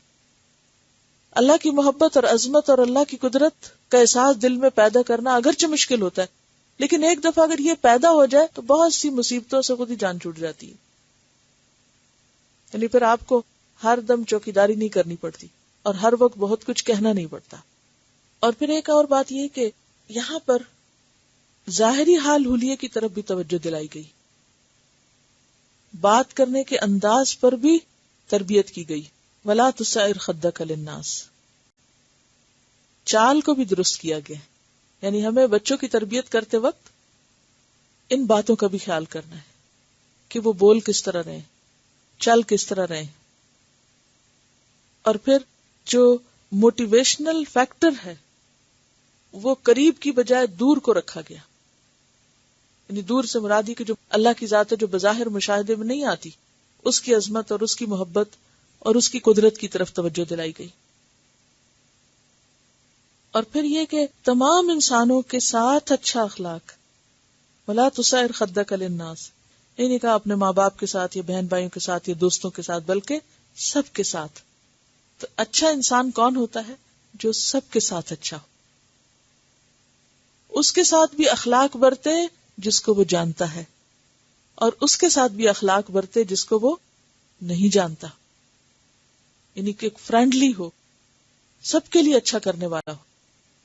عام طور پر آپ دیکھیں کہ پہلے تو میں بڑوں کا ہی قصور کہوں گی کہ بڑے جب کسی بچے سے ملتے ہیں تو کوئی توجہ نہیں دیتے، خود سلام نہیں کرتے، وہ کہتے بچے ہی ہیں نا، کوئی انٹرسٹ نہیں لیتے بچوں میں. نبی صلی اللہ علیہ وسلم کا طریقہ کیا تھا؟ بچوں کو خود آگے بڑھ کے سلام کرتے تھے، بچوں کو امپورٹنس دیتے تھے. اب کیا ہوتا ہے، بچے مسجد جائیں یا بچے کسی دینی حلقے میں جائیں یا بچے کسی کے گھر جائیں تو عموماً بڑے لوگ آپس میں گلے ملتے رہتے ہیں، ایک دوسرے کو ویلکم کرتے رہتے ہیں، بٹھاتے رہتے ہیں، کانشیس ہوتے ہیں. لیکن بچے، ان کو کوئی نہیں پوچھتا. حالانکہ چاہے وہ بچے ہیں، ایکولی امپورٹنس دینی چاہیے، ان کی بھی ہر چیز کا خیال رکھنا چاہیے. بعض اوقات تو یہاں تک ہوتا ہے کہ بچے بڑے سب فیملی کہیں ملنے کے لیے گئے، بڑوں نے کھانا بھی کھایا، باتیں بھی کی، سب کچھ کیا، اور بچے کھیلنے میں لگے رہے، گھر آ کے کہتے ہیں ہم نے تو کھانا ہی نہیں کھایا تھا. یعنی وہ ایک آدھ دفعہ ہانک دی، اچھا آ جاؤ بچوں یہ کر لو، اگر نہیں تو پرواہ نہیں. یعنی وہ جو اہمیت ہوتی ہے ایک، یا جو عزت دینا ہوتا ہے، وہ نہیں ہوتا. جب بڑے بچوں کو نہیں دیتے تو بچے بھی نہیں سیکھتے کہ انہیں بھی کسی کو عزت دینی ہے یا ان کو بھی کسی کو مقام دینا ہے. تو یہاں پر وہ کیا کہتے ہیں، وَلَا تُسَعِرْ خَدَّكَ لِلنَّاسِ، کوئی بھی ہو، کئی راہ چلتا بندہ بھی ہو، اس سے بھی اچھے اخلاق سے پیش آؤ، اس سے بھی عمدہ طریقے سے بات کرو. کسی ایج کے بچوں کو بھی اگر آپ رسپیکٹ دینا شروع کریں گے، آپ محبت دینا شروع کریں گے، آپ توجہ سے ان کی بات سنیں گے تو وہ خود بخود واپس وہ چیزیں سیکھتے جائیں گے. بچے جو کچھ سیکھتے ہیں بعض اوقات فوری طور پر اس کا رسپانس نہیں دیتے، اسی لیے ہمارا یہ تکیہ کلام ہوتا ہے ان کو کیا پتا، یہ نہیں کریں گے، یہ ان کو نہیں سمجھ، یہ ان کو نہیں ضرورت، کیونکہ وہ فوری طور پر ویسا نہیں کرتے جیسے ہم چاہتے ہیں. کسی بڑے کو اگر ہم کچھ کہیں گے تو وہ ویسا تھوڑی دیر میں ہی بن کے دکھا دے گا، لیکن بچے مرضی کرتے ہیں نا، جب ان کا دل ہوگا پھر وہ نکلنا یا اگلنا شروع کریں گے. لیکن مایوس نہیں ہونا چاہیے، سکھاتے جائیں، بتاتے جائیں، ایک وقت آئے گا کہ وہ چیزیں نکلنے لگیں گی، وہ سامنے آنے لگیں گی. تو وَلَا تُسَعِرْ خَدَّكَ لِلنَّاسِ وَلَا تَمْشِ فِي الْأَرْضِ مَرَحًا إِنَّ اللَّهَ لَا يُحِبُّ كُلَّ مُخْتَالٍ فَخُورٍ وَاقْصِدْ فِي مَشْيِكَ، اور اپنی چال درمیانی رکھو. چال پہ دوسری بات کی، پہلے بھی ایک بات کیا کہ اترا کے نہ چلو، اور پھر میانہ روی اختیار کرو. قصد کا کیا معنی ہوتا ہے؟ درمیانہ چال چلنا. وَغْضُضْ مِن صَوْتِكَ، اور اپنی آواز پست رکھو، بہت لاؤڈ نہ ہو. غض کا لفظ جو ہے غض بصر کے لیے بھی آتا ہے، نگاہیں پست رکھنے کے لیے، اور اسی طرح آواز پست رکھنے کے لیے آتا ہے. وَغْضُضْ مِن صَوْتِكَ إِنَّ أَنكَرَ الْأَصْوَاتِ لَصَوْتُ الْحَمِيرِ، بے شک آوازوں میں سب سے زیادہ ناپسندیدہ آواز گدھے کی آواز ہوتی ہے، صوت الحمیر ہوتی ہے، جس کا پہلا زفیر ہوتا ہے اور آخری شہیق ہوتا ہے. حدیث میں آتا ہے، بخاری کی روایت ہے، گدھے کی آواز سنو تو شیطان سے پناہ مانگو. اس کے پیچھے کیا حکمت ہے؟ کیونکہ بہت سے لوگ گدھے کی آواز سن کے ویسی نقل اتارنے لگتے ہیں، اور پھر کیا ہوتا ہے، وہ ویسا ہی سٹائل اور ویسے ہی ایک زندگی میں عادت آنے لگتی ہے. تو ایسے موقع پر پناہ مانگو کہ یا اللہ کہیں یہ گدھے والی عادت یا اس کا کوئی اثر ہماری ٹون پہ نہ ہو جائے. کیونکہ انسان کی ایک کمزوری ہے نا کہ وہ جیسی آواز سنتا ہے یا جیسی کوئی ٹون کسی کی سنتا ہے تو ویسے ہی اس کی نقل اتارنے لگتا ہے. اور یہ بچے کو سکھایا جا رہا ہے، اور ہمارا بچہ اگر گدھے کی نقل اتارے تو ہم تالیاں بجائیں گے کہ واہ کتنا اچھا نقال ہے. یعنی اور انکریج کرتے ہیں الٹی پلٹی حرکتوں پہ، خود خوش ہوتے ہیں اور اس کو اور شے دیتے ہیں. وقصد فی مشیک، یعنی باقاعدہ بعض آپ دیکھیں گے کہ ایسے کمپٹیشن یا پارٹیز وغیرہ میں، اچھا اب گدھے کی آواز سناؤ، اب بکری کی آواز سناؤ، اب کتے کی آواز سناؤ. چھوٹے بچوں سے بھی بعض اوقات کہتے ہیں یہ چڑیا جیسے بول سکتے، طوطے جیسا بول سکتے، فلاں جیسا، بس ایسے فن. تو چلے چڑیا طوطے کی بات تو اور ہے، مگر گدھے اور کتے کی آواز تو نقل کے قابل نہیں ہے. وقصد فی مشیک. اب درمیانہ چال کیا ہوتی ہے؟ درمیانہ چیز کس کو کہیں گے اور وہ کس اعتبار سے درمیانہ ہوگی؟ یعنی اگر انسان عام روزمرہ روٹین میں گھر میں کام کر رہا ہے یا باہر کہیں جا رہا ہے تو آرام سے چلے، لیکن اگر کہیں خدا نخواستہ کوئی ایمرجنسی ہے، ایسی جگہ پہ آپ چل رہے ہیں کہ سب دوڑ رہے ہیں، تو وہاں آپ کہیں کہ نہیں، میں نے قرآن میں پڑھا تھا درمیانہ چال چلتے ہیں، تو سارے آپ کو کچلتے ہوئے آگے چلے جائیں گے. تو درمیانہ سے مراد کیا ہے کہ جس مناسبت سے آپ جہاں چل رہے ہیں اس اعتبار سے کیا چلنے کی ضرورت ہے، یعنی یہ رفتار اور پیس کے اوپر بات ہو رہی ہے.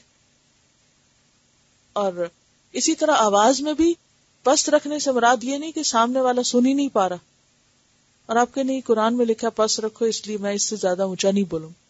اس سے مراد یہ ہے کہ اس کا والیوم اتنا ہو کم از کم کہ جس سے دوسرے کو بات سمجھ آ جائے. بعض اوقات آپ ایک ایسی جگہ پر ہوتے ہیں جہاں خاموشی ہوتی ہے تو آہستہ آہستہ کی ہوئی بات بھی دوسرے کو سمجھ آ جاتی. بعض اوقات ایسی جگہ ہوتی ہے جیسے کسی آپ بس پہ سفر کر رہے ہیں، کسی جہاز میں بیٹھے ہوئے ہیں، تو ہو سکتا ہے کہ آپ اسی والیوم میں بات کریں تو دوسرے کے پلے کچھ نہ پڑے اور اس کے لیے اریٹیشن کا سبب ہو. تو ایسی صورت میں حسب موقع، حسب حالات انسان اپنی چال اور آواز کی جو رفتار ہے یا پیس ہے یا پچ ہے یا والیوم ہے اس کو گھٹا بڑھا سکتا ہے. وہ وہاں وقصد اس ماحول کے اعتبار سے شمار ہوگا، نہ کہ ہم ایک نمبر پہ اپنے آپ کو فکس فٹ کر لیں اور وہ نہ اونچا ہو نہ نیچا ہو. تو یہ نہیں ہونا چاہیے. جی ہاں، ایمرجنسیز کے مواقع پر بھی جب بعض اوقات کوئی ایک شخص دوڑنے لگتا ہے اور ایک ہراس پیدا ہو جاتا ہے تو سب دوڑنے لگ جاتے ہیں، جس کے نتیجے میں وہ زیادہ نقصان ہوتا ہے. تو ایسے میں اگر اس وقت بھی انسان سنبھل کے رہے تو دوسرے لوگوں کے لیے بھی عافیت ہوگی. یہ وہ باتیں ہیں جو قرآن نے ہمیں 1400 سال پہلے بتائی ہیں اور ہم نے ان کو بند کر کے رکھا ہوا ہے اور خود کو بہت اچھا مسلمان سمجھتے ہیں. ہر سال رمی پر پوری دنیا کے سامنے ہم شرمندگی کا باعث بنتے ہیں اور ایکسپیکٹڈ ہوتا ہے کتنے سو مریں گے اس طرح. صرف جہالت ہے اور اپنی ناسمجھی ہے، کیونکہ وہ تو ایک روٹین میں فریضہ حج ادا کرتے ہیں. یہاں پر آپ دیکھیے کہ ان سب باتوں کی جڑ میں کیا ہے، ان سب خرابیوں کی. کیونکہ یہاں پر پچھلی آیت میں تو صاف طور پہ منع کیا گیا، یہاں پھر کچھ نصیحت ہے کہ وقصد فی مشیک وغضض من صوتک، اور پھر بدترین آواز کی پہچان بتائے گی کہ وہ گدھے کی آواز ہوتی ہے. گدھے کی طرح بولنا یا چیخ چلا کے بات کرنا یا چلتے ہوئے پاؤں گھسیٹنا اور شور ہنگامہ کرنا، ان سب چیزوں کے پیچھے کیا ہوتا ہے؟ وہ کیا چیز ہے کہ جو انسان کو یہ بد اخلاقی سکھاتی یا بد اخلاقی پہ مجبور کرتی؟ سیلف پروجیکشن یا پھر وہی بنیادی طور پر تکبر، مختالن فخور ہونا. کیونکہ مختالن فخور ہوتے ہوئے انسان بھول جاتا ہے کہ اسے دوسروں کو اپنی اذیت سے بچانا ہے. بیسیکلی یہ ساری چیزیں کیا ہیں کہ جس میں انسان خود تو تکلیف اٹھاتا ہے ایسی عادات سے، دوسروں کو بھی تکلیف میں مبتلا کرتا ہے. اگر آپ چیخ چیخ کے بول رہے ہیں، شور ہنگامہ کر رہے ہیں، ایک ٹیلی فون سنتے ہوئے اگر ہم دیکھیں تو بعض اوقات ہم اتنی اپنی آوازیں لاؤڈ کر لیتے ہیں. بعض اوقات چھوٹی سی بات ہوتی ہے کسی کو کہنے کہلانے کی تو ایک شور مچا دیتے ہیں. تو اس سے نقصان کیا ہوتا ہے؟ خود بھی پریشان ہوتے ہیں، اپنے آپ کو بھی نقصان دیتے ہیں اور دوسروں کو بھی تکلیف دے رہے ہوتے ہیں. حضرت حسین فرماتے ہیں کہ میں نے اپنے والد حضرت علی رضی اللہ تعالی عنہ سے دریافت کیا کہ آپ صلی اللہ علیہ وسلم جب لوگوں کے ساتھ بیٹھتے تھے تو آپس میں آپ کا طرز عمل کیا ہوتا تھا؟ یعنی کسی مجلس میں ہوتے تھے یا مل جل کر کسی موقع پر آپ اکٹھے ہوتے تھے تو آپس میں کیا طریقہ ہوتا تھا آپ کا؟ انہوں نے فرمایا رسول اللہ صلی اللہ علیہ وسلم ہمیشہ خوش و خرم معلوم ہوتے، آپ کے اخلاق میں نرمی اور برتاؤ میں سہولت مندی تھی، یعنی ایزی گوئنگ تھے. آپ کی طبیعت سخت نہ تھی، بات بھی درست نہ تھی. درست کا کیا مطلب ہے؟ کھردری اور سخت، یعنی آرام سے بات کرتے تھے. نہ آپ شور مچاتے تھے، نہ فحش گو تھے، نہ کسی کو عیب لگاتے، نہ بخل کرتے تھے. جو چیز دل کو نہ بھاتی اس کی جانب سے غفلت برتتے تھے، یعنی اگنور کر دیتے تھے، مگر دوسروں کو اس کی طرف سے نا امید بھی نہ کرتے۔ اگر حلال ہو اور اس کی رغبت ہو، اور جو چیز اپنی مرغوب نہ ہو، یعنی کھانے میں یا کسی کی بات میں یا کچھ، دوسرے کے حق میں اس کی کاٹ نہ کرتے تھے بلکہ خاموشی اختیار فرماتے۔ 3 چیزیں آپ نے بالکل چھوڑ دی تھی، 3 چیزیں آپ نے بالکل چھوڑ رکھی تھی: جھگڑنا، تکبر کرنا، اور جو چیز کام کی نہ ہو اس میں مشغول ہونا۔ یعنی بیکار کاموں میں مشغول نہیں ہوتے تھے، کسی سے آپ جھگڑا نہیں کرتے تھے، اور نہ ہی اپنے آپ کو کوئی بڑی چیز بنا کے پیش کرتے تھے۔ ان آیات کی تلاوت سنیے، پھر میں اس پوری جو نصیحت ہے اس کو ایک دفعہ آپ کے ساتھ ریوائز کروں۔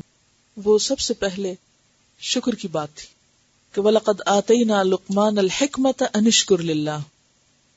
اگر آخر تک جو کچھ ہم نے پڑھا اس سب کو سامنے رکھ کے دیکھا جائے تو جتنے بھی اعلیٰ اور بہترین اخلاق ہیں وہ جنم لیتے ہیں شکر گزاری کے رویے سے۔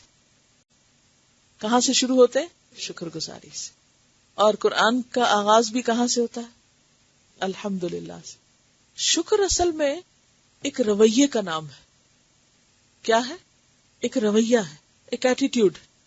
شکر اگر دل میں آ جائے تو پھر آپ اس کو ڈیوائیڈ نہیں کر سکتے کہ ایک چیز کے لیے آپ شکر گزار ہو رہے ہیں اور دوسرے کے لیے نہیں ہو رہے۔ کھانے پہ تو آپ شکر گزار ہیں لیکن شوہر پہ شکر گزار نہیں، یا پھر آپ اللہ کے تو بہت شکر گزار ہیں اور بندوں کے شکر گزار نہیں۔ پھر آپ کے دل میں ڈویژنز نہیں ہوتی۔ اگر آپ حقیقی شکر گزار ہیں تو کیا ہوگا؟ آپ کا ایک پورا رویہ شکر گزاری پر مبنی ہوگا، آپ کی پوری شخصیت اس میں ڈپ کی ہوئی ہوگی، آپ شکر گزاری میں ڈوبے ہوئے ہوں گے۔ اسی لیے حدیث میں آتا ہے من لم یشکر الناس لم یشکر اللہ، جو لوگوں کا شکر گزار نہیں ہوتا وہ اللہ کا بھی نہیں ہوتا۔ کیوں کہا یہ؟ کیونکہ یہ ہو نہیں سکتا کہ کسی کو شکر گزاری کی عادت ہو اور پھر وہ اس کے لیے تو ہو اور اس کے لیے نہ ہو، اس کے لیے تو ہو اور اس کے لیے نہ ہو، یہ نہیں ہو سکتا۔ کیونکہ وہ ایک اندر کا احساس ہے نا، شکر گزاری کیا ہے؟ ایک احساس ہے آپ کے اندر جو آپ کے دل کو پکڑے ہوئے ہے، وہ ہر بات پہ نکلے گا، ہر رویے میں جھلکے گا، وہ آپ کی چال میں بھی جھلکے گا، وہ آپ کی آواز میں بھی جھلکے گا، وہ آپ کے لین دین میں بھی جھلکے گا، وہ امر بالمعروف میں بھی، وہ نہی عن المنکر میں بھی، وہ نماز کے سجدے میں بھی، ہر جگہ۔ گویا 2 طرح کے انسان ہوئے، ایک شکر گزار اور ایک ناشکرا۔ اب ہم نے ان آیات میں ایک طرف اللہ کی شکر گزاری کا پڑھا اور دوسری طرف والدین کی، یعنی بندوں کی۔ ان جنرل ٹرمز آپ بات کریں تو جب بندہ بندوں کا شکر گزار ہوتا ہے تو وہ اس وقت ہوتا ہے جب وہ کوئی چیز ان میں دیکھتا ہے، ان کی طرف سے کوئی فائدہ اس کو پہنچتا ہے۔ تو یہ مشاہدے پر، آبزرویشن پر بیسڈ ہوتا ہے نا۔ مثلا کسی نے آپ کو کوئی چیز دی، وہ چیز نظر آ رہی ہے، وہ چیز آپ کے ہاتھ میں آ گئی، آپ کو اس سے فائدہ ہوا، اگر وہ آپ کی ضرورت تھی، آپ مثلا قلم ہے، پانی کا گلاس ہے، تو یہ کیا ہے؟ وہ پانی نظر آ رہا ہے اور آپ پیاسے ہیں، تو پیئیں گے تو دل میں کیا آئے گا؟ شکر گزاری۔ لکھنے کی ضرورت ہے، کسی نے آپ کو اپنا قلم نکال کے دے دیا، آپ لکھنے لگ گئے، تو کیا ہوا؟ تو یہ شکر کس پہ بیسڈ ہے؟ آبجیکٹو، مشاہدے پر بیسڈ ہے، یہ نظر آتا ہے نا۔ لیکن اللہ کے جب ہم شکر گزار ہوتے ہیں تو وہ کس پر بیسڈ ہوتا ہے؟ غور و فکر پر۔ وہ غور کریں تو نظر آتی ہیں اس کی نعمتیں۔ مثلا پانی پیتے ہوئے ہم سامنے کے بندے کا تو شکر ادا کر دیتے ہیں، مگر یہ بھول جاتے ہیں کہ یہ اتارا کس نے تھا، یہ اصل میں کس نے پیدا کیا۔ تو جو حقیقی شکر گزار ہوتا ہے وہ صرف ظاہر چیزوں کا نہیں، وہ اس سے آگے گزر کر حقیقی محسن اور منعم کا شکر گزار ہوتا ہے۔ وہ پانی کا گلاس کسی کے ہاتھ سے لے کر اس کا بھی شکریہ کرتا ہے جس نے اس کو پکڑایا، اور پھر اس کا بھی کرتا ہے جس نے وہ پانی اتارا۔ تو یہ کیا ہوا؟ محسوس سے معقول تک چلے گئے، ظاہر سے روح تک اتر گئے، اور یہ آپ کے ایک رویے کو ظاہر کر رہا ہے کہ آپ کیسے انسان ہیں۔ اگر آپ کو توفیق نہیں کہ آپ پانی پلانے والے کا شکریہ ادا کریں تو یہ بھی مشکل ہے کہ پھر آپ اس سے پیچھے جو نظر نہیں آ رہا، جو ہاتھ نظر نہیں آ رہا، اس کا بھی شکر ادا کریں. حدیث میں آتا ہے نبی صلی اللہ علیہ وسلم نے فرمایا من لم یشکر الناس لم یشکر اللہ، جس کو بندوں کا شکر گزار ہونے کی عادت نہیں، اس کو اللہ کا شکر گزار ہونے کی بھی عادت نہیں پڑے گی. جو ظاہر کو نہیں دیکھتا وہ باطن کو کہاں سے دیکھے گا؟ جو چیز سامنے نظر آ رہی ہے وہ اس کو دکھائی نہیں دیتی، تو جو سامنے ہے نہیں اس کا احسان مند کیسے ہوگا؟ کیونکہ اس سے کیا ہوتا ہے، مزاج بگڑ جاتا ہے نا. جب انسان کسی کا شکریہ ادا نہیں کرتے تو آپ کو مزاج بگڑ جاتا ہے، اور جب مزاج بگڑتا ہے تو پھر آپ بگڑے ہوئے انسان ہیں، پھر اللہ کا بھی پرواہ نہیں کرتے. اب آپ دیکھیے، جب کوئی بندہ ہمارے ساتھ احسان کرتا ہے، کسی نے ہمیں پانی پلایا، کسی نے ہمارے لیے کوئی رستہ آسان کیا، کوئی چیز ہمیں دے دی، کوئی ہماری، حتیٰ کہ ساتھ بیٹھے ہوئے ساتھی نے اگر اسے کوئی قلم ہی نکال کے پکڑا دیا، تو یہ سب کیا ہے مواقع شکر ادا کرنے کے. ضروری نہیں کہ آپ بول کے کہیں، اس وقت اگر بولنے کا موقع نہیں تو آپ اپنے جسچر سے، آپ اپنی لک سے کسی نہ کسی طرح میسج کنوے کر دیتے ہیں کہ I'm thankful، اور اگر بولنے کا موقع تو بول کے بھی کہتے ہیں. وہ ایک رویے سے اظہار ہوتا ہے آپ شکر گزار انسان ہیں. اب آپ دیکھیے کہ یہ جو ایٹیٹیوڈ ہے یا یہ جو طریقہ ہے کہ کسی کے لیے شکر گزار ہونے کا، یہ صرف اس وقت ہو سکتا ہے جب انسان کے اندر جرأت ہو، جب انسان نہ سمجھے کہ شکر کا کلمہ بولنے سے میں کسی کے سامنے چھوٹا نہیں بنتا. کیا چیز ہمیں شکریہ کہنے سے روکتی ہے؟ کل میں نے بات کی تھی نا کہ ہم اپنے ماں باپ کو بول کے شکریہ نہیں کہہ سکتے. کیوں؟ کوئی چیز ہے نا جو روکتی ہے ہمیں. ہماری کلاس لیٹ ہوتی ہے تو کافی دیر ہو جاتی ہے. تو آج صبح میری بیٹی کا فون آیا تو بہت شرما رہی ہو بات کرتے ہوئے، اور بہت تو مجھے سمجھ آ گئی کہ کیا مسئلہ ہے، کل کی تفسیر کا کچھ اثر ہے. ویسے وہ بہت اچھی، ماشاءاللہ ویسے ہی بہت اچھی، لیکن تو تھوڑا سا جملہ بولا پھر روک دیا، پھر بولا پھر آگے مشکل سے پوری اپنی بات کنوے کی. تو میں یہ سوچ رہی تھی کہ شرم کس بات کی، ماں سے کس بات کی شرم، جو کہنا کہہ دو. یعنی ہم کہہ دیتے ہیں، لیکن شکریہ کہنا ماں باپ کو بھی مشکل ہے. ذرا شوہر سے جا کے کہیے، سب سے مشکل ہے. کیوں مشکل ہے؟ اصل میں کل سے اس بات پہ غور کر رہی ہوں. آپ یقین کریں، جب سے میں نکلی ہوں یہاں سے میں اس کا جائزہ لے رہی ہوں کہ کیا چیز ہے جو ہمیں روکتی ہے، کیا روکتی ہے، کیوں رکے ہوئے؟ جس کا بھی ہم پر احسان ہے کیوں نہیں بولتے اس کو؟ ماں باپ کو کیوں نہیں بولتے؟ بہن بھائیوں کو کیوں نہیں بولتے؟ بہن بھائی کو پھر بھی کہہ دیں گے تکلفاً. شوہر کو کیوں نہیں بولتے؟ یعنی وہ زیادہ محسن ہے نا ہمارے. سب سے بڑا احسان والدین کا ہے، سب سے زیادہ ان سے کہتے ہوئے شرمائیں گے. پھر شوہر کا ہے، ان سے کہتے ہوئے شرمائیں گے. وائی؟ جی یہ ایک بات ہے کہ فار گرانٹیڈ لیتے ہیں، لیکن یاد رکھیے یہ بھی ایک بات ہے کہ ہم اعتراف نہیں کرنا چاہتے. ہم نہیں اعتراف کرنا چاہتے. اچھا سوال یہ ہے کہ اعتراف کیوں نہیں کرنا چاہتے؟ یہ مان لیں کہ کسی نے احسان کیا ہم پہ، کیسے مانے؟ یعنی یہ ماننا جو ہے، دیکھیں کسی کا اعتراف کرنا دراصل کیا ہے؟ اس کو بڑا ماننا ہے نا، یا نہیں؟ کیونکہ حدیث میں آتا ہے نا، دینے والا ہاتھ لینے والے ہاتھ سے بہتر ہے، اوپر ہے نا، تو بڑا ہے وہ ہاتھ، اوپر ہے. اب کسی نے ہمیں کچھ دیا تو وہ اوپر ہو گیا نا، یا نہیں ہوا؟ چاہے ماں باپ ہے یا شوہر ہے. میں اور کسی کی مثال نہیں دوں گی، یہ 2 امتحان ہے ہمارے پرچے. اچھا چاہے ماں باپ ہے یا شوہر ہے، اوپر ہے، دینے والا، انہوں نے دیا ہمیں، ماں باپ نے پیدا کیا ہمیں، وہ اوپر ہے اوپر. شوہر ہے، اس کے بھی بہت سے احسانات ہیں، لیکن ہم اس کو یا ان کو بڑا مان نہیں پا رہے، لہذا اظہار نہیں کر پا رہے. جس کو آپ تھوڑا سا بھی بڑا مان لیں گے نا، آپ کو کچھ مشکل نہیں، آپ کہہ بھی دیں گے، آپ کو کہنا نہیں مشکل رہے گا. تجربہ کر کے دیکھیں، اپنے آپ کو سمجھائیں کہ شوہر آپ سے بڑے ہیں، سمجھائیں ایک دفعہ، اور پھر آپ مانیں، اور پھر آپ بولیں. اچھا پھر آپ دیکھیے کہ جب آپ کسی بھی محسن کا اعتراف کر لیتے ہیں تو اس اعتراف کے لیے جرأت چاہیے ہوتی ہے، اخلاقی جرأت چاہیے ہوتی، بہادر بننا پڑتا ہے. جو بہادر شخص ہوتا ہے نا، وہ کسی سے ڈرتا نہیں ہے، وہ انسیکیور نہیں ہوتا. ہم اصل میں انسیکیور ہوتے ہیں. اگر ہم نے کسی کا اعتراف کر لیا تو پھر کیا ہوگا؟ پھر تو ہم اس کے مقابلے میں چھوٹے ہو جائیں گے، اور پھر تو جو چاہے وہ ہم سے کرا لے، تو ہم کیوں کریں؟ ہم تو کچھ نہیں کر کے دینے والے. ہاں، یعنی وہ ایک انویزیبل، ایک خاموش اور ایک کولڈ ٹسل یا وار ہوتی ہے کہ جو ایک کلیشز آف پرسنالٹیز ہوتے ہیں نا، وہ چل رہے ہوتے ہیں. ہم اپنی بہت سی خوبیاں جانتے ہوتے ہیں، ہم یہاں بھی قابل ہیں، ہمارے اندر یہ بھی ٹیلنٹ ہے، ہم یہاں بھی اچھے ہیں، یہاں ہم اچھے ہیں، دوسرا ہمارے مقابلے میں اچھا کہاں سے ہو گیا؟ ہم اپنے پیچھے کی ساری لسٹ بنائے ہوئے ہوتے ہیں. ہم نے بچپن میں یہ کمال حاصل کیا تھا، پھر اس کے بعد یہ کیا، اور پھر یوں بڑے تھے، اور یوں اور یوں، اور پھر ان باتوں پر بھی ہم شیخیاں بگاڑتے رہتے ہیں جن میں ہمارا کوئی ہاتھ ہی نہیں ہوتا.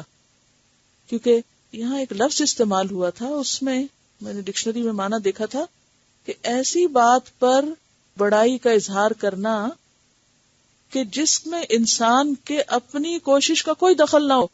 مثلا اگر کوئی کسی خاص خاندان سے ہے تو اس میں اس کا کیا دخل ہے؟ آپ کسی بادشاہ کے گھر پیدا ہو گئے تو آپ کی کیا اس میں کمال ہے؟ ٹھیک ہے. اب ایسے پہ اگر کوئی فخر کرے اپنے حسب نسب پہ، تو آپ نے حسب نسب پہ فخر کو کیا قرار دیا تھا؟ جاہلیت کی بات قرار دی تھی. اب بہت سے لوگ آپ دیکھیں کہ اس پر اتنی اکڑ کا مظاہرہ کرتے ہیں کہ وہ فلاں خاندان سے، یا یہ کہ اگر آپ کا ناک نقشہ اچھا ہے تو آپ کا کیا کمال ہے اس میں؟ اگر آپ خوبصورت ہیں کچھ بھی کمال نہیں، لیکن لوگ اس پہ اکڑتے رہتے ہیں. اگر کوئی ذہین ہے، ذہن اچھا ہے، تو کیا کمال ہے اس کا اپنا؟ اس میں کسی اور نے دیا ہے، احسان اس کا ہے. تو ایسی چیزوں پر خود کو بڑا سمجھنا جس میں انسان کی اپنی کوئی کوشش، کوئی خوبی، کوئی کمال نہ ہو، ساری دینے والے کی ہو، گاڈ گفٹڈ ہو. لیکن اکثر ہم دیکھتے ہیں کہ جب گفتگویں ہو رہی ہوتی ہیں تو لوگ کن کن باتوں پر فخر کا اظہار کر رہے ہوتے ہیں. فخر کے معنی ہے ایسی باتوں پہ شیخی بگارنا جو اپنے قبضے اور اختیار سے خارج ہوں، جس میں ان کا کوئی کنٹریبیوشن نہیں ہوتا. مثلا حسب نسب پہ اترانا، موروثی مال و دولت پر شیخی بگارنا. یعنی جو مال و دولت ماں باپ سے حصے میں ملا، ورثے میں ملا، کسی کو کوئی پراپرٹی ملی، کوئی جائیداد ملی، اب اس بنا پہ وہ امیر بن گیا، اپنی کوئی محنت نہیں، اس میں کوئی کوشش نہیں، اس کو پا کے وہ اکڑ رہا ہے، اس پہ شیخی بگاڑ رہا ہے. تو ایسے تکبر کو کیا کہتے ہیں؟ فخر. کہ آپ نے کچھ کیا بھی نہیں، کسی اور کا نام کسی اور کے ساتھ ایسوسیشن، جیسے آج کل ہم مسلمانوں کے اندر ہے کہ ہم حضور کی امت ہیں، بس اس پہ فخر ہے ہمیں بہت، اور سارے انسانوں کے اوپر اکڑتے رہتے ہیں، چاہے ہمارا اخلاق کردار سب سے گیا گزرا ہو، صرف اسی پہ ہی فخر ہے کہ ہم آپ کی امت ہیں، کافی ہے، یا ہم مسلمان ہیں لہٰذا ہم سب سے اچھے ہیں. یہ ہے نا، چاہے ہم کچھ بھی نہ کریں پھر بھی ہم اپنے آپ کو ہر ایک سے اچھا سمجھتے رہتے ہیں. تو بات یہ ہے کہ جب انسان کے اندر اخلاقی جرت ہوتی ہے، بہادری ہوتی ہے، تو وہ ڈرتا نہیں ہے. وہ اس سے نہیں ڈرتا کہ میں نے کسی کی تعریف کر دی یا میں نے کسی کا شکریہ ادا کر دیا تو میں چھوٹا ہو جاؤں گا، بلکہ وہ اندر کی گرہ سے آزاد ہوتا ہے. کیسے آزاد ہوتا ہے؟ کہ جب انسان کسی کی خوبی کا اعتراف نہیں کرتا، مثلا کسی نے آپ کو پانی کا گلاس پلایا اور آپ نے اعتراف نہیں کیا، کسی کے احسان کا اعتراف انسان نہیں کرتا، تو اس کا ایک ری ایکشن ہوتا ہے انسان کے دل کے اندر، اور وہ کیا ہوتا ہے؟ انسان کا ضمیر اس کو کوستا ہے کہ اس نے تمہارے ساتھ اچھا کیا ہے، تم نے کیا کیا. ایک بوجھ محسوس ہوتا ہے نا. یہ نہیں کوئی آپ کے ساتھ اچھا کرے اور آپ پلٹ کے اس کو کچھ بھی نہ کہیں تو کیا ہوتا ہے؟ آپ احسان تلے آتے ہیں نا، دبتے ہیں.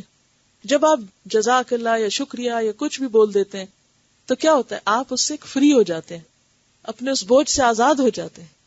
جب آپ اعتراف کر لیتے تو مزید خوشی آپ کے اندر آ جاتی ہے. جو لوگ نہ اعتراف کرتے ہیں، نہ اظہار کرتے ہیں، وہ کیا کرتے ہیں؟ وہ دبے رہتے ہیں، اندر ہی اندر اپنے آپ کو کھاتے رہتے ہیں. تو اعتراف جو ہے کسی کی خوبی کا، کسی کی احسان کا، کسی کی اچھائی کا، اعلیٰ ترین انسانی صفت ہے، اعلیٰ ترین بہادری ہے. اور بہادر جو ہوتا ہے وہ اپنے عمل کو بھی دوسرے کے کھاتے میں ڈالنے سے نہیں شرماتا، یہ ڈرتا، آرام سے کریڈٹ دوسرے کو دے دیتا ہے. اس کو یہ فکر نہیں ہوتی میں اس بات ہی کی وضاحت کرتا رہوں کہ میں نے کیا کیا کمال کیے. وہ ایک بے نیاز انسان، اسے کوئی فرق نہیں پڑتا. اگر میں نے کام کیا اور میرا نام نہیں لگا، کسی اور کا لگا، تو وہ اس کو مائنڈ نہیں کرتا. وہ کہتا ہے سو واٹ، ان تک مثقال ذرۃ فی السماوات او فی الارض یأتی بہ اللہ.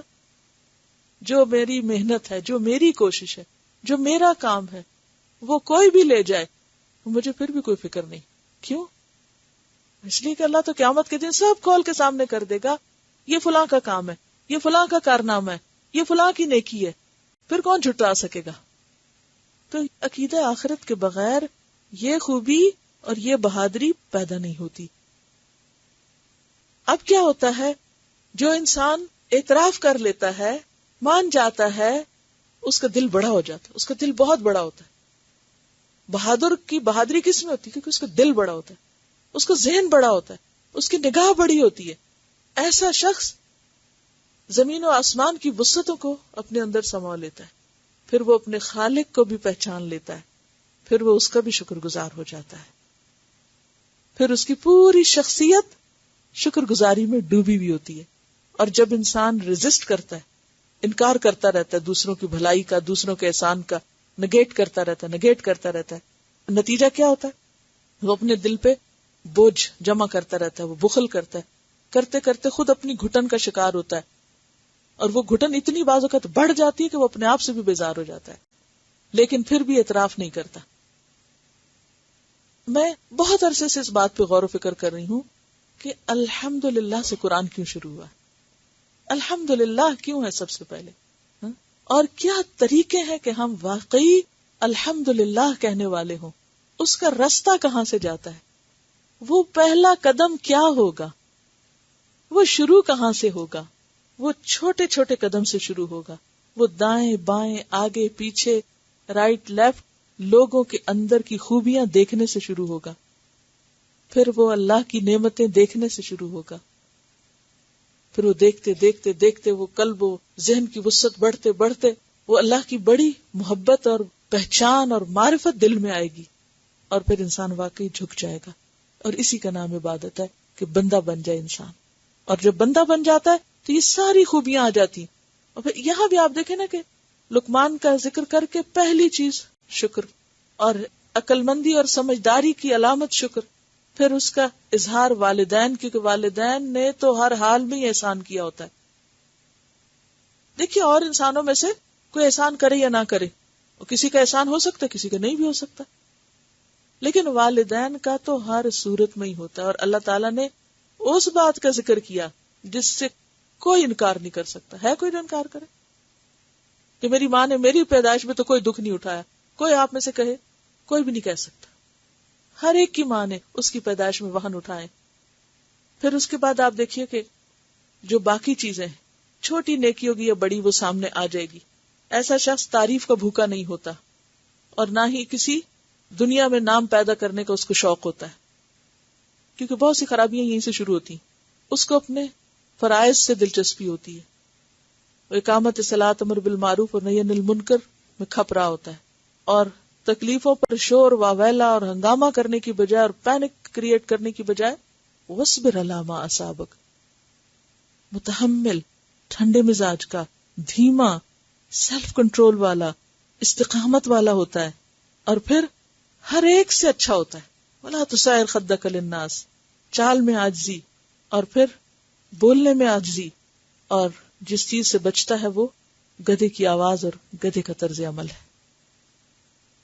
دیکھیں اگر آپ رائٹ لیفٹ شکر گزار ہو رہے ہیں نا، کبھی بول کے، کبھی سر ہلا کے، کبھی مسکرا کے، کبھی کسی انسان جب احسان مند ہوتا ہے تو اس سے خیر ہی خیر پھوٹتی رہتی، تو وہ ایک آپ کی ایٹیٹیوڈ ڈیولپ ہو جائے گا، اور وہ بڑھتے بڑھتے بڑھتے پھر وہ جو نظر نہیں آتا نا، سب سے زیادہ آپ اس کے شکر گزار ہو جائیں گے.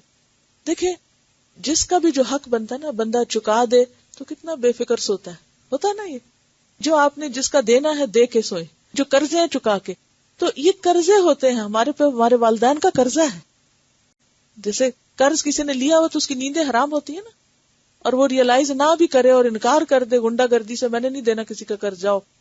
وہ دوسرے کو تو آنکھیں دکھا سکتا مگر اپنے دل کا کیا کرے گا، اپنے اندر کو کیسے چین ملائے گا. یعنی جو لوگ اس طرح سے حرکتیں کرتے ہیں پھر وہ سکون سے تھوڑی سو سکتے ہیں. دیکھیے ان جملوں کو صحیح سمجھنا بھی ضروری ہے، ورنہ ہر چیز کو شرک بنا دینا آپ کو بد اخلاق بھی کر دے گا.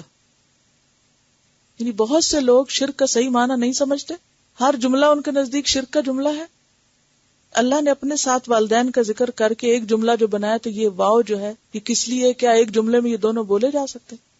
دیکھیے یہ میں نہیں کہہ رہی، انشکر لی ولی والدیک، ایک ہی جملہ ہے، میرا بھی شکر کرو اور ماں باپ کا بھی کرو۔ اگر ہم یہ کہیں کہ آپ کا بھی شکریہ اور اللہ تعالیٰ کا بھی شکریہ تو اس میں شرک کی کیا بات ہے؟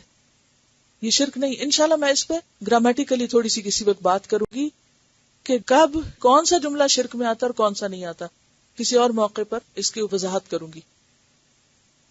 جہاں ایک بچی شادی ہو کر جاتی وہاں جا کے ہر چیز میں ہمیں خامیاں نظر آ رہی ہوتی اور اس ناشکرے پن کی وجہ سے اپنی زندگی بھی حرام کر لیتے ہیں، اپنے ماں باپ کی بھی کرتے ہیں اور آس پاس کی بھی کرتے ہیں۔